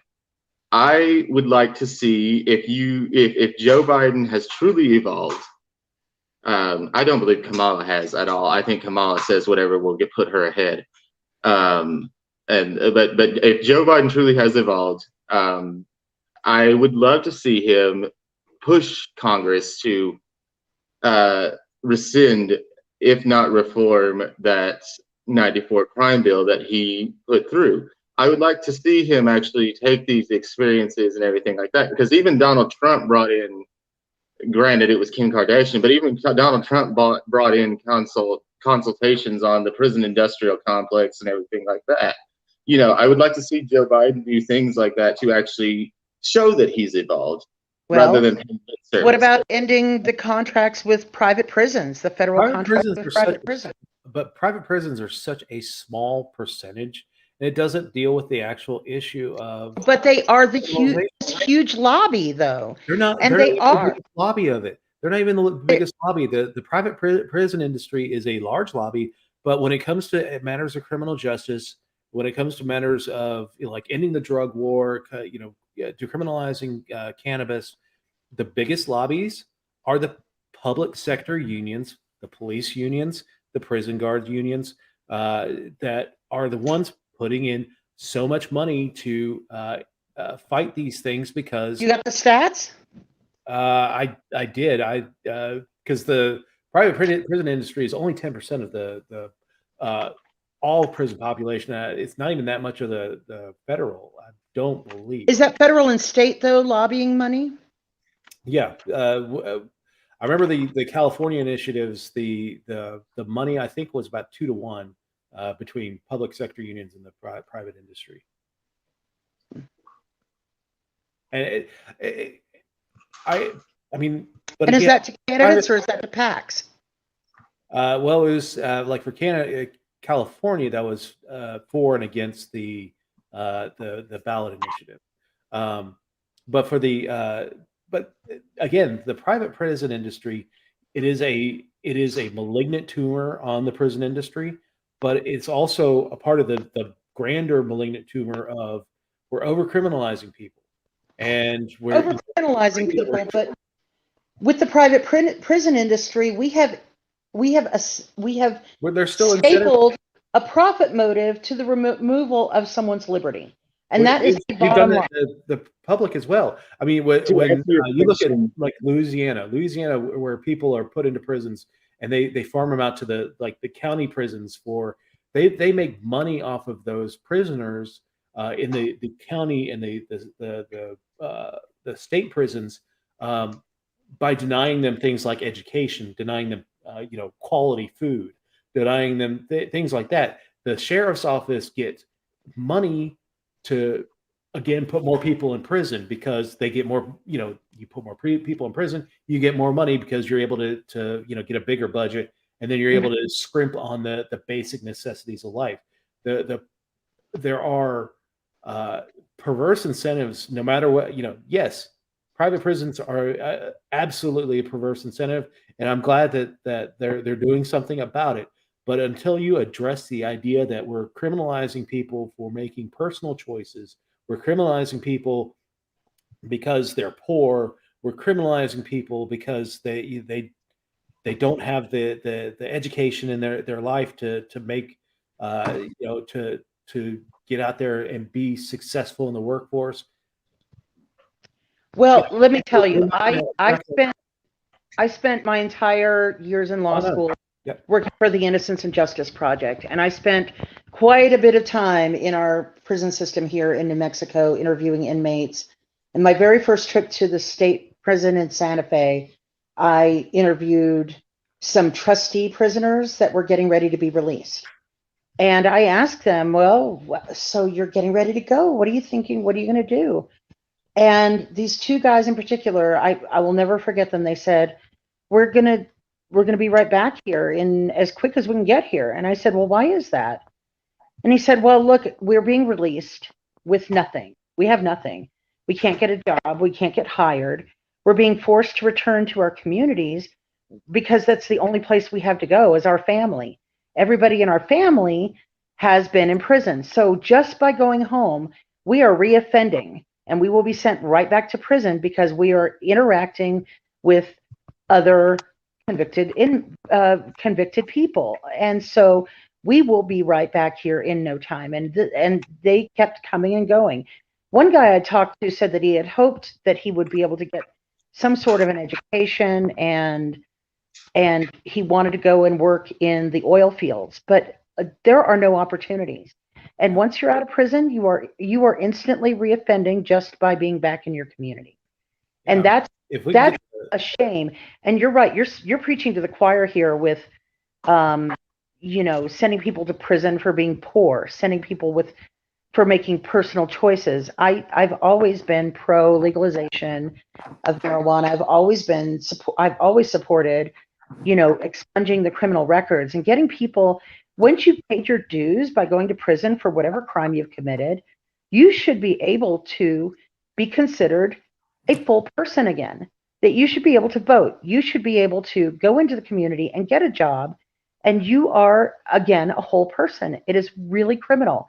If you want to read a very good book on the subject, read The New Jim Crow by Michelle Alexander. Mm-hmm. It's an excellent read about how the criminal justice system, the private prison industry, the public prison industry for that matter, but how the laws have disproportionately affected people of color and how, it has destroyed communities of color for generations. Yeah. Yeah, and I'll put in a plug here. I mean, a lot of the stuff that I have been reading about this. Adam Bates, if you don't know him on Facebook, he's a tremendous legal scholar and one of the better follows on Facebook as far as I'm concerned. I love Adam, but we've got to end the criminalization. We've got to we can't continue to treat every issue in the United States as something that we need to throw somebody in prison over. This is we got into this, late 80s, early 90s. The riots in L.A. over Rodney King and all that stuff, and we got to that point where we're talking, got to get tough on crime. And how many politicians that we are dealing with now cut their teeth on, I'm tough on crime. We're going to throw people in prison. We're going to get mandatory minimums and 3 strikes and all this stuff that came out of and it really coalesced in that 94 crime bill.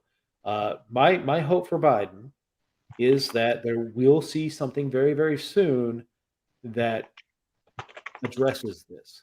I don't think it's going to happen. I just don't think that he wants to spend his political capital on an idea of being soft on crime. Well, no, I don't think that that's necessarily true. And I think that we will see it happen, but I think that we're going to have to see something happen on COVID first.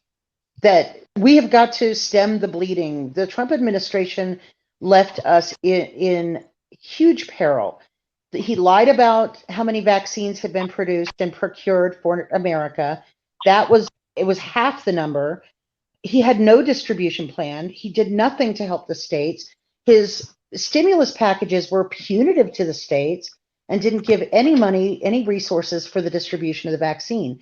So right now, and I'll tell you, I'm a teacher and they are going to put me back in the classroom within days. That's going to happen. And I know that they're going to just shut us down again and we're going to be back and forth for the rest of the school year. And those kids are going to get nothing they've gotten stuff and I think they've done very well recently, but this nonsense idea that we haven't been in school when we have, I don't know a teacher that's taken a sick day or I know a couple, but I haven't taken a mental health day. I haven't taken any time off whatsoever. And I am on that computer 8 to 12 hours a day, screen time, meetings, trainings, learning, trying to figure out how to best deliver curriculum to children while I'm building the plane as I'm flying it. I'm writing curriculum for 3 different subjects every day, and it's exhausting. And we're working really hard, but we're going to be put back into a situation where we don't have enough vaccines to go around. We are being forced to do surveillance, spit COVID tests once a month randomly. I just got my kit, and so did Amanda yesterday, and we're going to do this tomorrow, but we have to spit on camera and send it back. Just regular random checks for COVID. And I've had my first vaccine and I'm getting my second one next week, but most of the people I work with don't have the vaccine and my students don't have the vaccine. Yeah. Aaliyah got her first dose this week. A few more weeks till she gets her second one. Am I frozen? No, I see you. Oh, okay. I'm frozen on my end. Oh, okay. in a really unflattering way. Let it go. Breathe. Emily had to drop off. Thanks to her for joining us. But yeah, I mean, look, there are some good things that happen with the executive orders. I just want the follow through. I want the follow through on the back end. I get what you're saying about COVID. Oh, lost care. Damn. All right. Well, I was saying that there's always something going on that we can delay something over. Like we use a reason to delay, doing the right thing over. As far as like criminal justice reform, I don't want to delay because of COVID. Look, the federal government is massive. If you want to know, oh, here's Kara. Kara. Right. Well, that's the thing. Like it's just like when people like recently, like this whole transgender military service ban and stuff like that. I understand the nuances of it. No, I'm not happy that also gives way to potentially increasing the field for a draft or compulsory service should that make a comeback. I'm not happy that now more agents of death at the behest of the sociopaths in DC. I'm not happy that their pool grew and they have more to draw from now. I'm not happy about any of that. I am happy to see like discrimination subside and everything like that. But I had people like sitting there that were like, you're so hyper focused on this. First of all, if you know me, I'm not hyper focused on fucking anything. Like I will like today, Squirrel. Today I went against the fucking hedge fund managers of Wall Street. And then yesterday I was bitching about some shit that was going on in my city here in Peoria. You can actually focus on more than one thing. As hard as that is to believe amongst the Facebook political landscape, you can actually focus on multiple things at once. There's my advice to everybody. Well, when a big story happens, you need to be focusing on everything that's going on because usually they're hiding something. Exactly, because that's the thing. It's like you have to sit there and watch it. Like, we're all sitting here, like, that transgender military ban rescinding happened, and literally just before, because it started getting traction, that all of a sudden there was a convoy that rolled through the southern border of Syria that had American flags dotting it, everything like that. That completely dissipated once the transgender military ban came through. I'm sorry, my fucking community is not a pawn for political placebo when you are sitting there with your new government trying to kill more people in the Middle East. I'm sorry, that's cool. You made it easier for us not to be discriminated against, but now you're handing them weapons and saying it's okay if we kill a few people that aren't involved in the conflict. Like, that doesn't make it any better. Now it's just you've made more people liable for your shitty geopolitical decisions. And that's I guess that's what pisses me off about it the most in this in this new administration and everything. Because yes, it's like I want to be happy that there is a focus. Like Kamala Harris put a transgender flag outside of her office, and a Dreamers Are Welcome Here thing outside of her office in the Capitol building and everything. Okay, that's fine. Okay, I'm cool. You know what? That's cool. Political placebo. Yay. So are we stopping the invasion of Syria? Are we actually going to withdraw the troops in the Middle East? Are we actually going to stop the shit at the border? Are we actually going to do any of this? Like, I'm glad that you're trying to make me feel good. Like, that's cool. Like, I'd be a sociopath if I wasn't okay with that. But can we do something of substance now? Like, can we actually fix why the rest of this world hates us? Like, yeah. Well, so the point I was making, Care Bear, is that there's always going to be something that goes on within the federal government or within our collective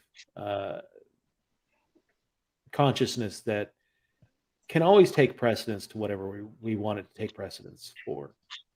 COVID is an issue, but the federal government is a massive beast.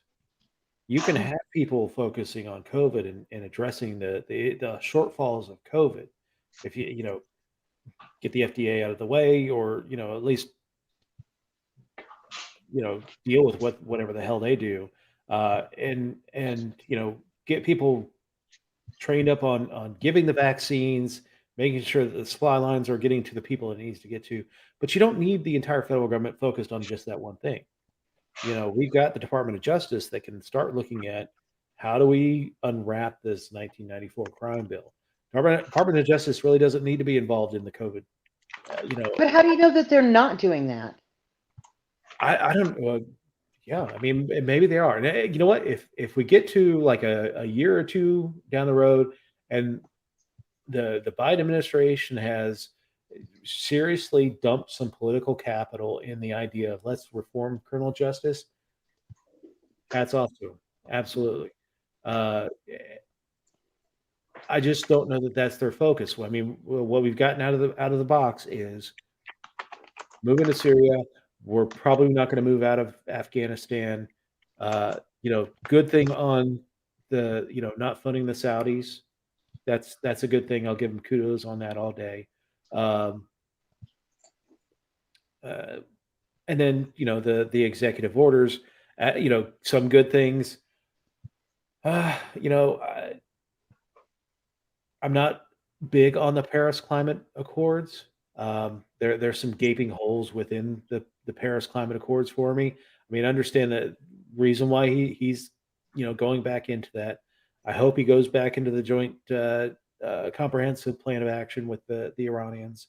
At least begin negotiating in good faith with the Iranians again. That's what I'm seeing as being the plan.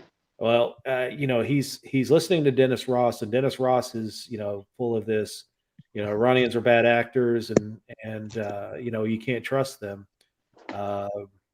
I'm worried that Dennis Ross will lead them down the garden path to another conflict with Iran. Whether it's proxy or direct. But he does have a chance of doing some good things. I'm just, at this point, yeah, he did triage the bad things that the Trump administration did, but there are some other worrying things that show me that he's not learning the lesson of what made Trump so bad. And that's the executive power of the presidency, the executive power of the presidency. Let's abrogate some of the shit that we've laid on the presidency. And return some of the these powers back to Congress to Wait a minute? Can we maybe get rid of some of the people that are there, like the Lauren Boeberts and the whatever Taylor Greene moron? Well, I mean, you can't. Can we get some serious people in there that aren't maybe threatening to kill their coworkers on a regular basis? I mean, we'll talk about serious people in office. I mean, shit, this is a representative democracy. We elected Donald Trump. We're not always picking the right people to put even into the executive branch. So I mean, I again, this is an excuse of why we shouldn't be doing the right thing. But you got to have these people involved because they're duly elected by their citizenry, whether I like it or not, whether I think Treason Barbie or QAnon dipshit are all that that should be listened to. No, I don't know that even Alexandria Ocasio-Cortez should be listened to either. Why? She's got a master's degree in economics and she's brilliant. A master's degree doesn't mean shit. I mean, I got a master's degree. Nobody's listening to me. How many people are listening tonight? A handful. 3 on right now. I'm listening to you.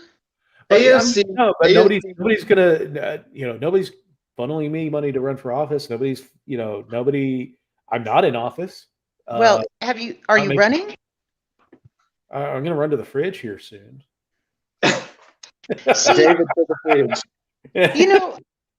Okay, so I've run for office. I've run for office too. Remember, I ran for office and got 9 votes. I remember, and it's hard to run for the school board when you're intoxicated. I was not intoxicated at that time. Not that day. Not that. Not day. election day. It was, yeah. But Managed to keep it together. you're a mess. No, it's not a good idea to run against a guy who was like a 36-year principal of a school. That was Well, I the ran against an lady that ran with me 18-year was incumbent in my own party, and I'm still being punished for that. Yeah. So Well, I mean, the guy that I ran against was a 36-year school principal, and the lady that I ran with, the other candidate in the race was like a local insurance agent who actually had a pretty decent name recognition. She got 10 votes, so I don't feel too bad, but I still got. I think, by the way, I think that Marjorie Taylor Greene, didn't she run unopposed? Oh well, Georgia's got some, their ballot access laws. That was a fairly Republican district. Hmm. Um, There's a big their ballot billboard on the main drag in the biggest town in her district too, saying resign. Yeah, yeah. I mean, she is a joke. I mean, even the Republicans are like, I look, for all we've made fun of Republicans over the last few years. I know quite a few Republicans in Georgia. Uh, I know that she's a source of embarrassment, but this is actually a good call for something like, along the lines of ranked choice voting for Georgia. She won a primary because she was able to carve out a plurality, but nowhere near the majority. And Mhm. with the district being so Republican, a lot of times these races are the general election. So you've got Right. a smaller minority of the Republican Party voting in these primaries, and sometimes you get the nutbag, and bingo, congratulations, Georgia, you got the nutbag right now.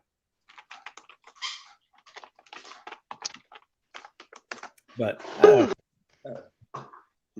all right, so let's look at some comments here. Kamala's just doing her damn job. You have issues with the law. That should be addressed.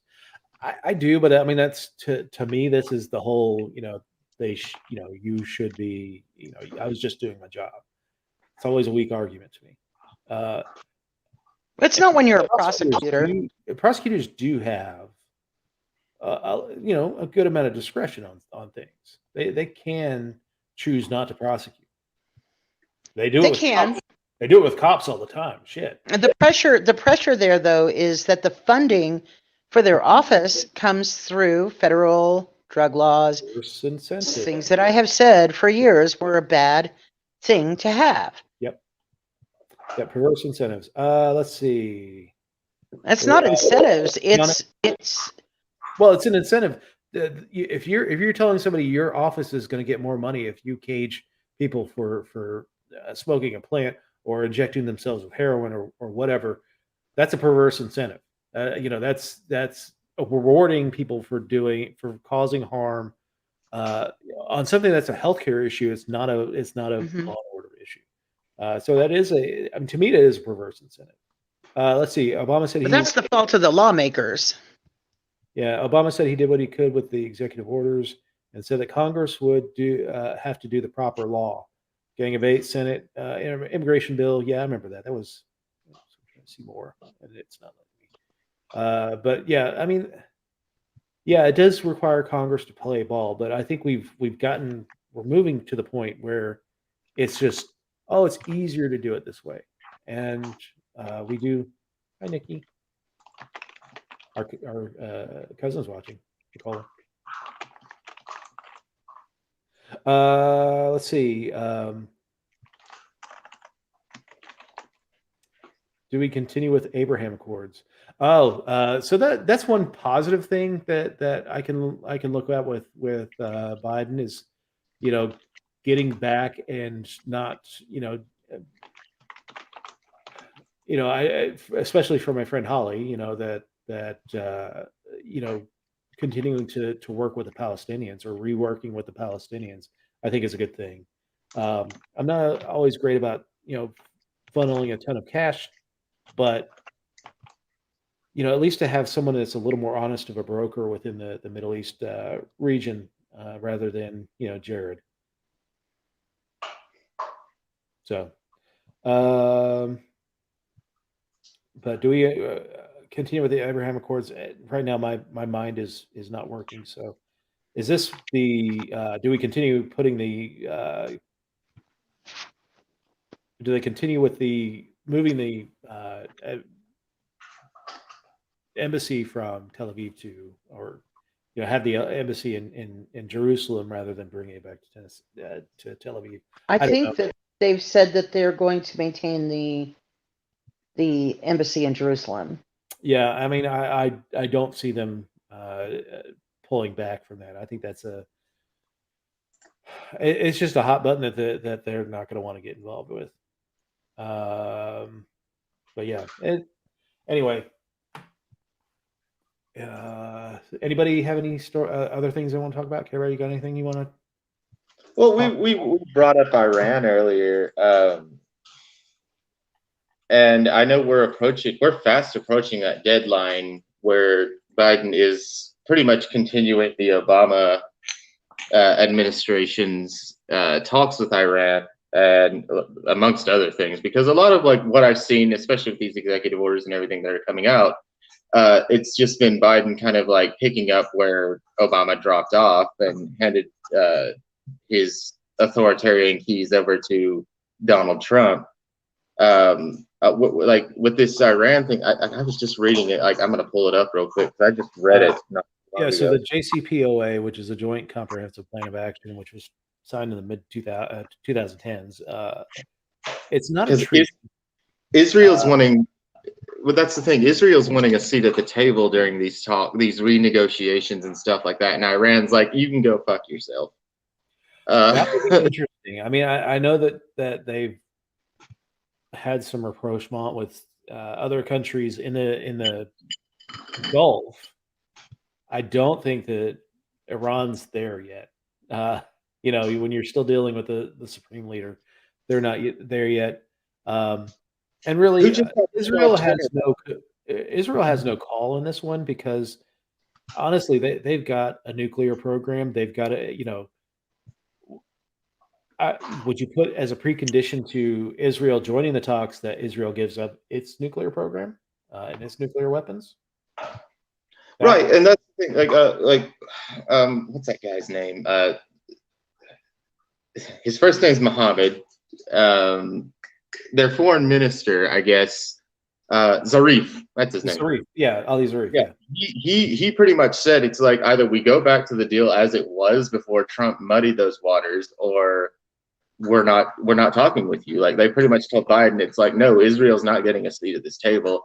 Like, I like, what you guys were previously talking about, like maybe that, like, they probably will maintain the fucking Jerusalem deal where the embassy will be there and they recognize Jerusalem as the capital of Israel and everything like that, which is whether we like, we in the West don't really, we can understand it. We can't understand it.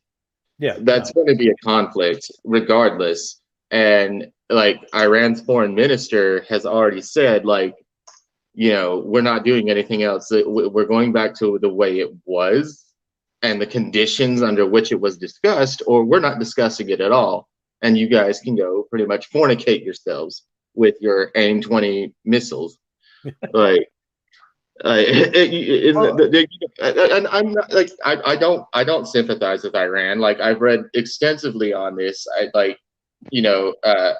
When we had that episode with Dr. Jordan, I really wanted to go into that. It was a book called The Devil We Know, where it went into how Iran works, and it was written by an Iranian expat. And if their government is actually saying this, I am inclined to believe them. They're not going to negotiate. They don't want any renegotiations. They want it to just pick it up and keep it going. And because we now have a president that, or an ex-president that recognized Jerusalem as the capital of Israel, the conditions and everything, and the nuances of the deal that was negotiated, now Israel is in a war posture. They're ready to fight. They're even gearing up because they suspect that Biden is actually going to concede and give Minister Zarif what he's asking for. Like what was it? One of the Israeli newspapers I read, like they were talking about, like, how the military is ramping up because they are expecting war with Iran, and they're expecting it soon. Well, there was talk that Iran was, there was going to be action before Trump left office to attack Iran. I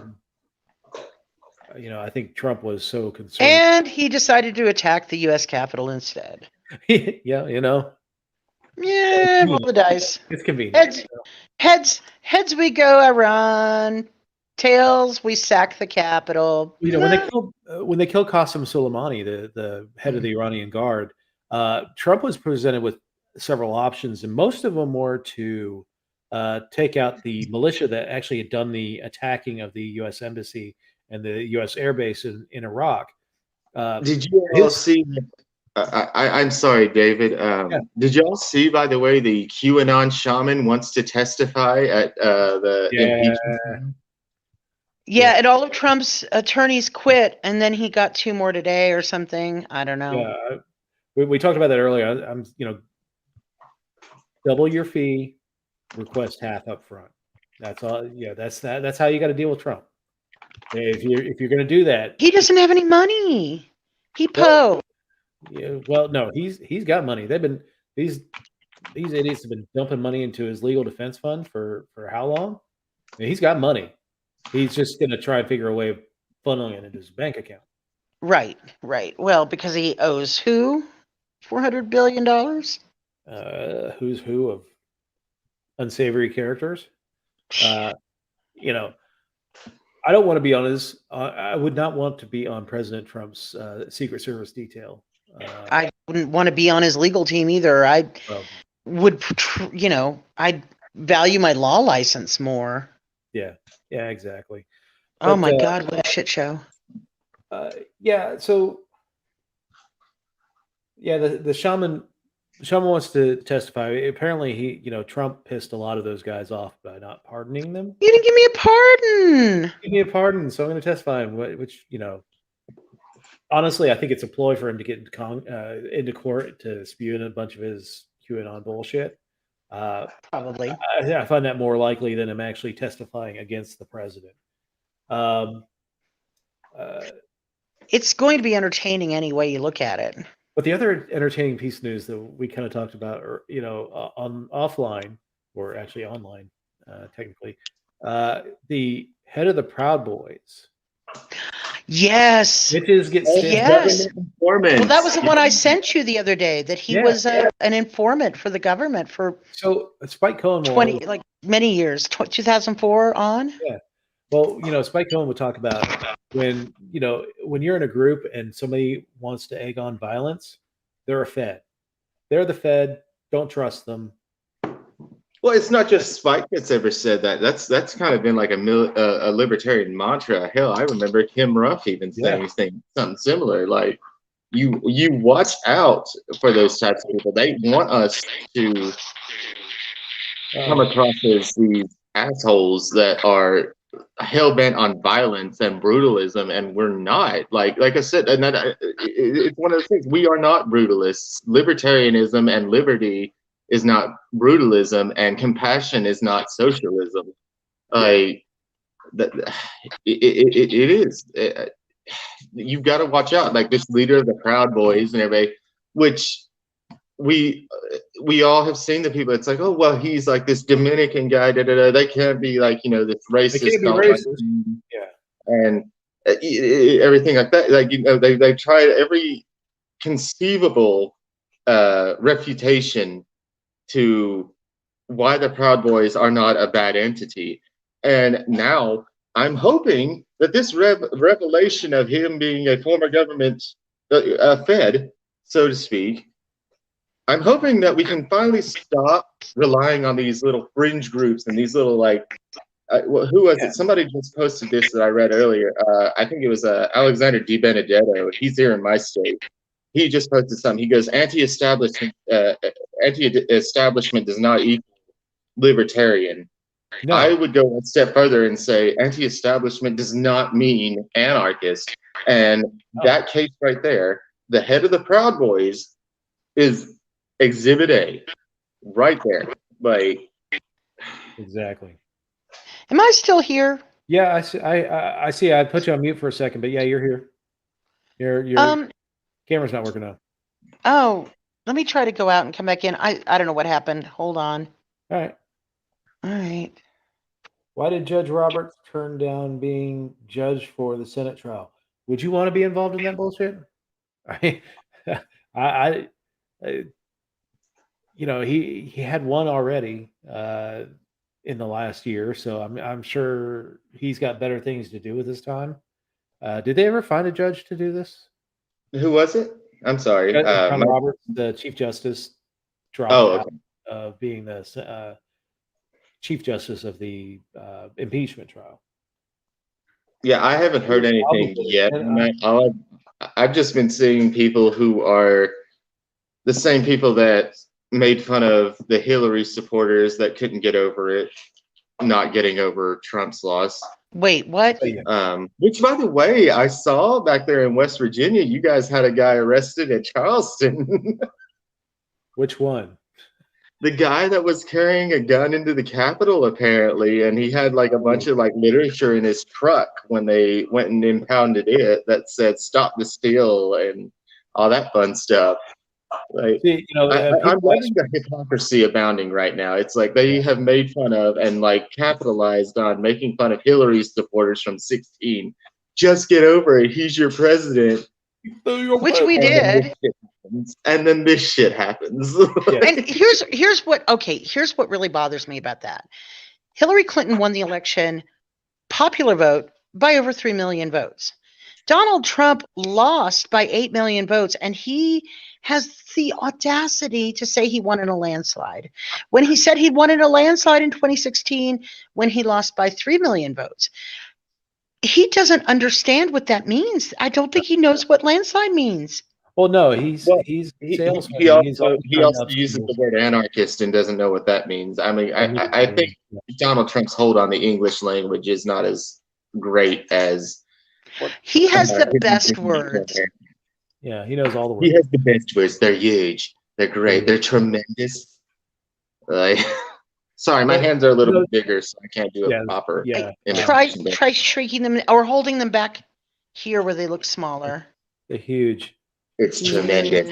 No problem in the bedroom. No problem in the bedroom at all. Can I just say though, I've loved over the past 4 years the word tremendous has been used probably more than it has in its entirety of its existence. Well, that and hamburgers. Hamburgers and Hamburgers. Fucking moron. Donald Trump is a salesman, and he's always going to upsell whatever he's doing to make it look better. That stuff doesn't surprise me. It's the incitement of riots and shit like that does. Well, it doesn't surprise me either. So. Well, Blue Lives Matter too until you beat a cop to death with a fire extinguisher, or the American flag. Yeah. I saw one of the Capitol Police interviewed a couple of weeks ago, and he had been tased so many times in that, and he was being interviewed, and he was, not in the hospital, but he was tased so many times he had a heart attack. Yeah. Another Capitol Police officer losing an eye. These people are all about Blue Lives Matter until, it's time to go and sack the Capitol. And for their orange Cheetolini, their Gruppenführer. But I'm glad that episode is over. Is it though? I do. I think it's over. I really do think it's over. I don't know. The office of the former president is now open. Well, and does anyone think that they wouldn't have been back if there hadn't been 25,000 National Guard troops at the Capitol to make sure that we had a peaceful transfer of power? In fact, one of our Otero County commissioners, County is down in southern New Mexico, Alamogordo, White Sands, Coy Griffin, was arrested. He had vowed he was going to go back. He'd been part of that rally, and he was going to go back. And the Saturday before the inauguration, he was arrested by the FBI, and he had guns, and he was ready to go. And he's an elected official here in New Mexico. Yep, we talked about that, and it doesn't surprise me. Would they have been back if there wasn't 25,000 troops there? Absolutely, it would have been. And without remorse, would they have actually staged the coup? Probably nothing of that would have surprised me if they hadn't put the troops in place. Maintaining this for 4 years would have been harder. Without power, without the ability to break a chunk off for this person and that person, that becomes harder. Especially now that you're starting to see some Republicans actually, grow a little bit of a spine and fight to take back the Republican Party. Do you think that's going to happen? It's a civil war. Who knows what happens? They might get the establishment Republicans, the before the Bush Republicans. They're outnumbered right now, but I think there is an appetite within officialdom within the GOP, outside of your outliers like that Green. Then they're going to have to stand up and say, we're not like. Here's what I want to hear from Republicans to tell me, hey, I'm not you, but I'm not that. Yeah. I won't ever be that. There are a few that are coming out. Right, there are a few, but most of them are still like being sycophants to Trump, and I don't understand that. I don't understand why they can't say, absolutely not. This stops here. That we are a body, that we are here to serve the people, and you are not going to hold on to power because you were voted out of office. Yeah. And elections have consequences, and you can go back and face trial wherever you need to face trial, criminal, civil. You've got a bunch of shit coming your way. But for now, the grown-ups are going to go over here and we're going to talk and we're going to get shit done. That's what I want to hear. But I'm not hearing that from the Republican Party. I'm hearing, oh, well, we want unity and you're just going to have to stop prosecuting Trump because that's no way to unity. Well, I'm sorry, but insurrection and being a traitor is a crime. And I think that we need to make sure that we draw a line in the sand, we stop it, we punish it, and we let them know that this is not the way it's done. You put their head on a spit on the outside of the Capitol, and you show this is not the way it happens. The best thing that could ever happen to the Republican Party is if Trump gets convicted in the impeachment and is no longer allowed to run. It does give them that clean break. If you can get to enough of them to make that point, that vote that. Well, I think the evidence, once they start hearing the evidence. Piece of shit, Rand Paul. He's a piece of shit. But listen, if they can't, this time, they can't shut down the evidence. They can't say we're not going to hear the evidence. That's going to be heard. And it's going to be really damning when they start trotting out the people who gave tours of the Capitol that were elected officials, when they start showing that this was an inside job. Coordinated. Yeah. And it's coordinated. And they're going to have a reckoning. It may. It really depends on if Senate Republicans take a look at that evidence and are swayed with public opinion, swaying again, within their districts, swaying against the president. If Trump remains popular in those districts, they're still, you're still going to get, Mitt Romney and a handful of other senators voting to convict, but you're going to fall well short of 67.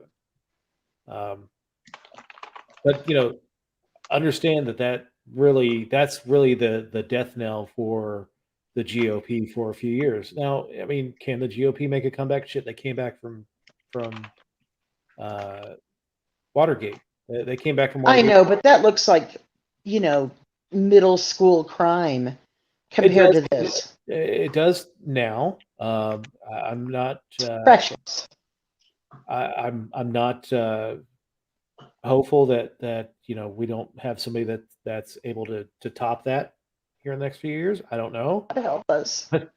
Yeah, Jesus Christ. But yeah, I mean, Trump staying eligible to run for president will be a anchor on the Republican Party for a long time. If they remove that from him, that cuts the GOP loose to heal, and they could, it took them what 6 years to get back into the presidency after Nixon, with Reagan. It that with that he won the Senate in that election. I mean, they overturned massive Democratic advantages in both of the houses with Reagan's election. Well, here's the difference, though. The party had the ability to say to Nixon, "No, it's time for you to go." And Nixon actually had the functioning human emotion of shame. And I heard the story about him on his knees on the floor with Rockefeller, "Get on the floor with me, please," and sobbing into the carpet, "What have I done? What have I done?" This is a man who felt remorse. This is a man who felt the pain and the shame, and he had the sense to go home and live quietly. And but he also had the benefit of a presidential pardon. People were pretty mad about that. Oh yeah, that's why Ford was a 2-year president. Right, and he was a decent guy. Yeah, I mean, he was a decent stand-up guy, but he was gone and brought in Carter, and I don't know. I mean, it depends on how Biden does in the next 2 years. But look at Jimmy Carter's character, and whatever you think about him politically, Jimmy Carter is a man of tremendous character, and he brought a lot of healing because people trust him again. It's not about Carter as a person. I think it's performance in office.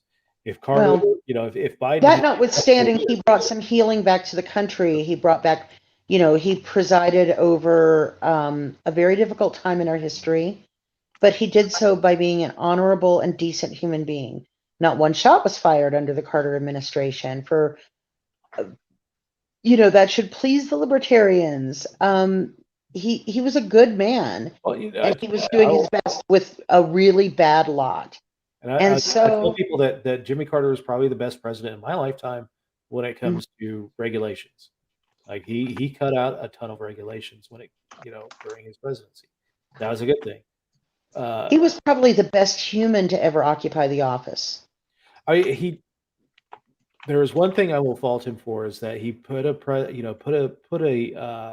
premium on the idea of human rights, which is great. But then 1978 New Year's Eve, toasting the Shah of Iran as a beacon of stability in the Middle East, kind of cut into that whole mystique of fighting for civil rights, and probably at that point one of the most repressive. It had the highest number of political prisoners in the world. So I mean, that did kind of hit his reputation. But yeah, I mean, I don't have a problem with Carter per se. It's just that performance in office is going to dictate, whether the Republican Party can come back in 4, 6, 8 years. It's going to take them a while. They're going to have to rehabilitate. I don't know, because the Republicans are, they're in a much better position now than they were in 1974. The U.S. House was heavily Democratic at that point, even before the 76 election, which corrected even more.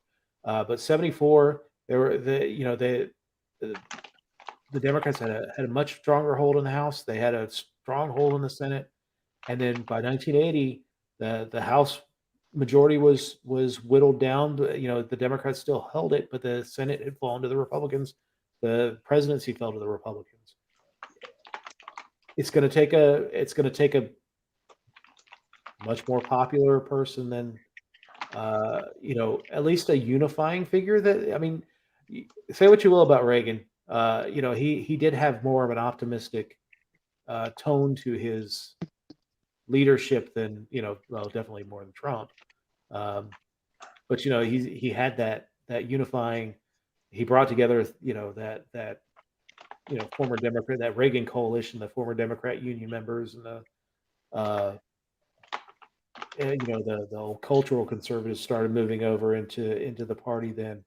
But it was a much more unifying figure than certainly Nixon, certainly more than Donald Trump. So that's what it's going to take for the Republican Party. I'm just hoping that the Democrats see that having only two options is not a good plan moving forward, because if you're going to put everything in black and white, you're going to have to deal with. Well, I did use that term, but you're going to have to us versus them. You're going to have to deal with them. You're going to have to deal with them, because at some point them are going to lead. If you have more voices in it, then you're going to be able to talk about how do we build coalitions, how do we work together to get things accomplished. That's the lesson. I hope is learned. I'm not hopeful it is learned. I hope so. Yeah. All right, guys. It is I don't even know if we're at midnight here in the East Coast. 11:48. You're almost there. I'm almost there. It has been a long day for me, and I got to work in the morning. I got to teach tomorrow. Yeah, we'll have fun. Ready. Tyler, thank you for joining us as always. Thank you, Care Bear, for joining us. Thank I love you, David. Out in the ether. Love you, Tyler. Love you too. It's been fun, guys. Kara, I will be awake, so we can still video chat and bitch about politics. Next week, I'm not doing a show, deep dive show, but you guys are more than welcome to join me. The Super Bowl post game show. We're just going to talk about. Actually, I think more. I'm going to talk about the commercial. Now I have to watch 22 men in tight pants. Manhattan. Big day. So we'll talk about the ads, and we'll talk about whatever's gone on in the previous week. Maybe convictions, or I don't think that's going to happen with the impeachment, sadly. Well, no, the impeachment trial starts the day after. Oh, is it? Okay. Well. Yeah. So we've still got a week. It maybe some more arrests. I don't know. They're definitely pushing things. Oh, Scotland is wanting to do a probe. So he's got properties there. Love it. I think they just want him to sell off those properties and divest. They want his property, and that's good. They should take Balmoral. Yeah. So Tyler, I would love to talk some more, but I have 4 more slides to make for my pear deck for tomorrow morning for my kids, and I've got work to do, so I've got to get. But it was charming to see you, and yes. Let's see, Monday, Tuesday, Wednesday. I might have some time to chat if you guys want to do that. Okay, for sure. I do. I also know that I will be in New Mexico. I believe it's in March, so I need to talk to you about that. Okay. So, all right. Yeah, we'll be vaccinated. We'll have our second dose in, and I've got a guest room, so. Yeah. Well, I don't know. I don't know because I don't know where the event is right now, off the top of my head. But if it's near you, I might take up that offer. But we're definitely. I'm definitely going to be there. I think it's in Albuquerque. What's the event? It's our libertarian convention that I wanted to pal around with you at, so you could kind of learn a little bit about us and not necessarily meet our assholes first, because we got plenty of this. Ironically enough, maybe you're a Democrat. I know assholes. Let me see. Hold on. Convention. Let's see.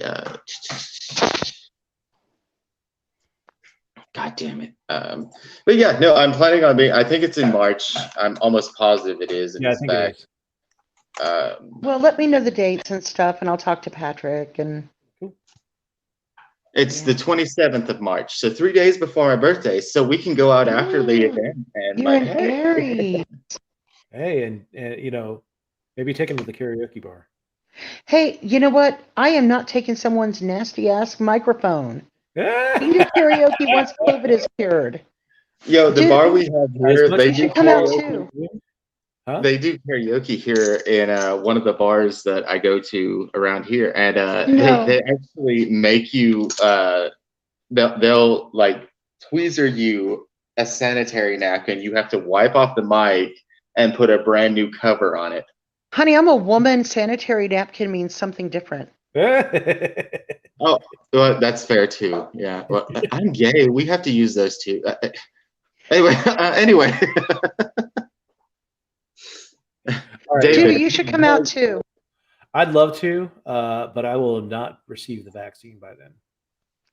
Pretty sure I will not receive the vaccine by then. Well, when maybe does Biden will get you. When's So next releasing it? well, so we're in West Virginia. Hopefully, the next few weeks. This isn't tobacco. 45 years old. Right now, they've gone like from 80 to 75 to 65 to 55. So we're at 55 right now. And I've got the comorbidities that show that I should have the vaccine. I'm already registered. Once it drops to 45, now I'm in the eligible pool. But it'll probably be a few weeks, and then I'll get the jab, and then I'll have to wait another 4 weeks before I get my second one. So I think it's 17 days is the 17 to 21 days. yeah, that was one thing I wanted to talk about this evening, but is I'm not sure that this second dose is going to go as well. I think that there's going to be distribution problems and getting it out to the people. Hopefully they don't. I hope that they are able to do it, but that's going to be, what if you tell a person who's gotten the first jab and they have a supply chain problem and they're not able to get the second jab, and then they have to get 2 jabs again. That's going to cause some issues, but That is. yeah. All right, y'all. Thank you so much for joining tonight. If you're on Twitter, or not Twitter, I'm sorry, YouTube, the Boobs of Tube, please give a like and a follow. Click the little bell for subscribing, or subscribe. The little bell will give you a notification when we go live. Smash that subscribe button. Smash it. Give it a like and a share on Facebook. Also, I've got a new page for the Political Deep Dive. It's actually a separate page. I'll continue sharing to my main Facebook page, but take note of the new page. Give it a like and follow. I appreciate it. And everyone have a great week, and I'll see you guys next Sunday. Have a great night, everybody. Good night. Good night. Good night.